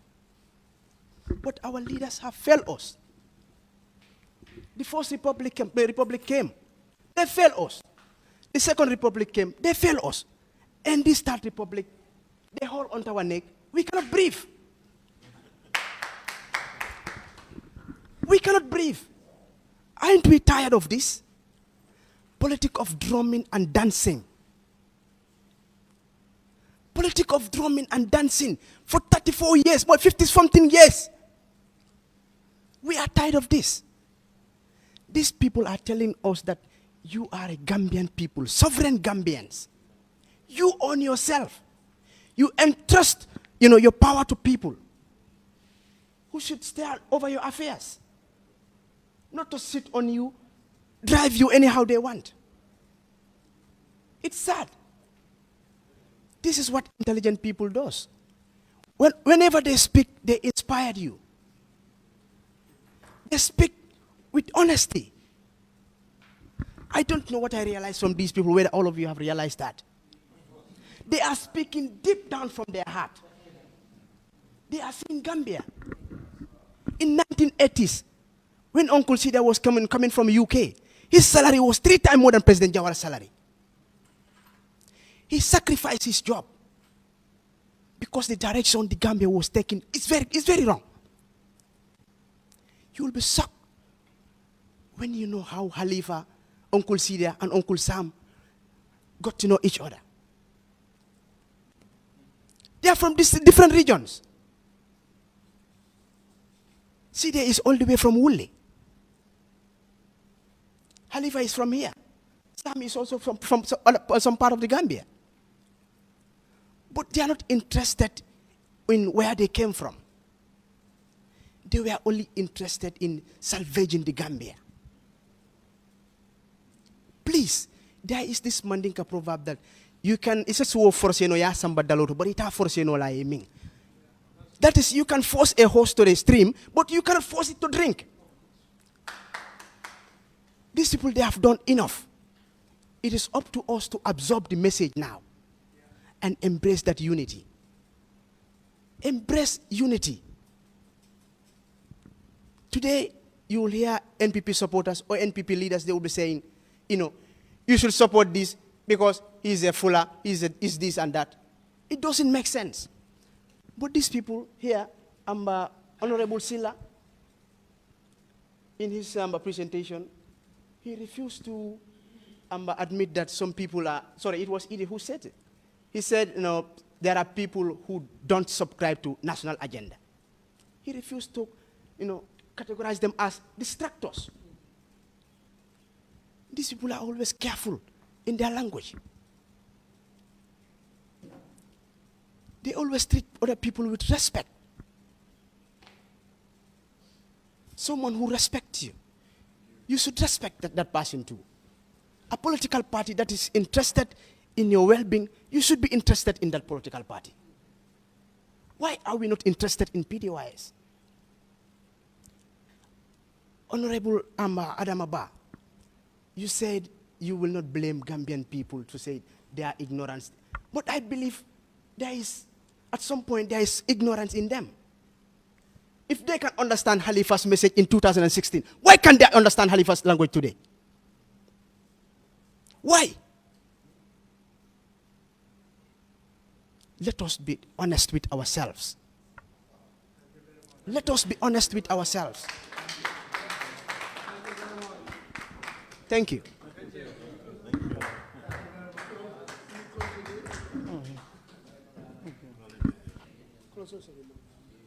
Okay. Do you have anything to say, sir? Do any of you have anything to say? Okay. We're going to close the. Oh. Okay, but then make it very short so that you know they can answer it very short, and then we can close. Okay. Good afternoon, everybody. Good afternoon, Honorable, and any other protocol that is available. Okay, my name is Sekti Yan Gise. Yesterday I could not attend the training because I had a class, and today here I'm available. This question is particularly for Honorable. My question is, since you said Sidia Jata is the only person that contests for the presidential election, and now who is really the right person or the right candidate chosen by DOI for the next coming election? That is my question. Thank you. Everybody in DOI, particularly those in the Central Committee, particularly, I mean, not only them, because of DOI, they are fit for purpose. You're asking the question, who is appropriate? Everybody is appropriate. Sorry, Mr. Marong.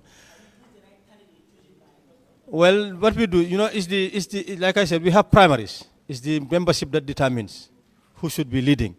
And whoever the membership determines is select, that's the person who's going to be supported by the party. In terms of the party, Sida Jata, in fact, DOI stopped working for DOI since 2002. The 2000 president's election was 2001. 2003 was the National Assembly election. 2002, yes. That was the last time that DOI stopped working for DOI, building itself, because we will start the program, we start the process. Up to a point, coalition would come. And you can abandon the coalition. If you do it, they said they are enablers.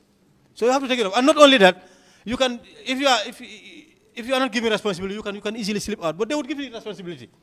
They would give you the responsibility. This is how they have been. This is what they have been doing to DOI. The coalition 2006, not. DOI was given responsibility. So how can you cannot abandon it. So you take it up. You forget your party. Others are building their party, but you forget your party. Do what serves the interest of every party, all the parties. 2011, the same thing. 2016, we did it, but it succeeded. You know, it was worth the while. In fact, doing that was worth the while. But now, we are building our party. We want to be given the mandate in 2021. And if the people are ready, DOI is ready. And I believe that people are ready.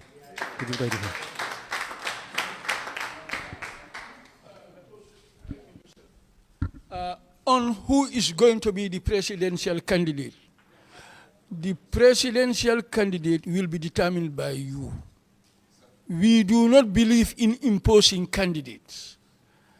In 2016, what we did, we went around the country asking for people who have presented themselves as Pdois members to select any person that they think is within the ranks of Pdois and is able to run for the presidency. And in that primary, the person that emerged the winner was Halifa Sallah. That was 2016. That is why he was mandated by Pdois then to formulate the coalition agenda. And that is how we got into the coalition.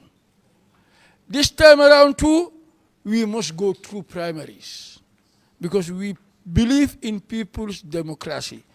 Pdois means People's Democratic Organization for Independence and Socialism. And these are not mere words. These are things that we do. So each step of the way, we will consult you. All those who are members and are part of the membership will be consulted. We may come with forms to places, you will sign, or we may invite you to an open hall meeting where you will vote for whoever you think is the best possible candidate for Pdois. And then you throw your weight behind that person, and then we support him. Don't forget about the class. We want you to create structures in your homes and your places.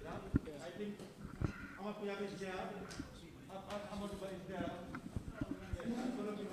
Okay. Yeah. For those of you, membership forms, yeah.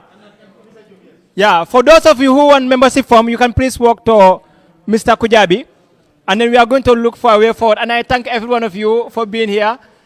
Special thanks to Mr. Silla for inspiring us, and Mr. Adama, Dr. Adama Ba, and also Mr. Idrissa.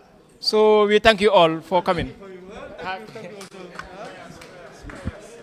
We also thank Gambia Trends Promotion for being here too. So we can pray in our own individual ways, and then we can disperse, inshallah.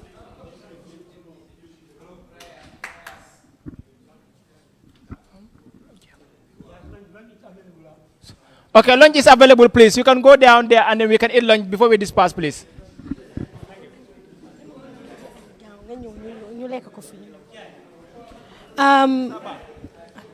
Beautiful viewers, you were watching the Gambian Talents TV, and this is what we have for you. The Pdois, that is Pdois. Today they were training their party militants, the young people that are interested in their party, trying to train them, trying to tell them what Pdois is all about, what are some of the things that they have been doing, and the list goes on and on and on. So mbokk yi ñu leen a jaajëfal di leen ne nag Pdois ñoo doon def tey li nga xam ne nag mooy jàngat wax askan bi lan la Pdois di def si askan bi ak lan leen mën a defaral askan. Kon nag jërë ngeen jëf ba beneen bés bu ay xool leen gaayaa ngi nii di def li nga xam ne nag mooy seen promotion.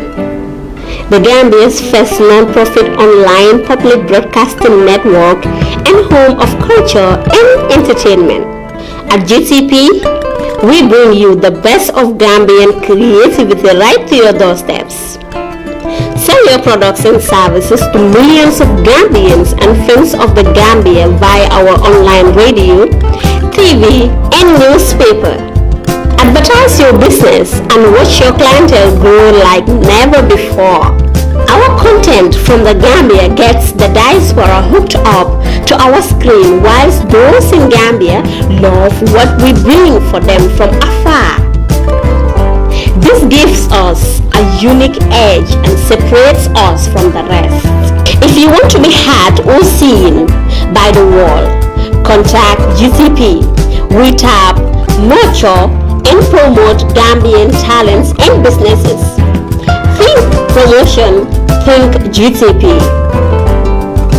For all your event coverages, religious gathering, naming ceremonies, weddings, documentaries, music videos, TV and radio commercial, and more. We also do design and print jobs of all types, logos, business cards, brochures, flyers, t-shirts, coffee mugs, banners, billboards, catalogs, and magazines. We also do lamination and projector rentals. We are the first Gambian non-profit online public broadcasting network with over 300,000 active followers across all social media. Contact GTP on 750-3654, 750-3654 or 794-9214, 794-9214, 404-593-6215 or email us at gambiantalents@gmail.com. GCP, the people's power. Gambia ndele bada badi bunkali alo nyami nyaki lingo nyama dulumata la fulanda na kuka to makara la kasata ay wali mbemintole Gambian Talents TV mbo to wala kale Gambian Talent TV nyulle nata Gambian Talents TV wo nyulle nata kantole kidimandi nyulle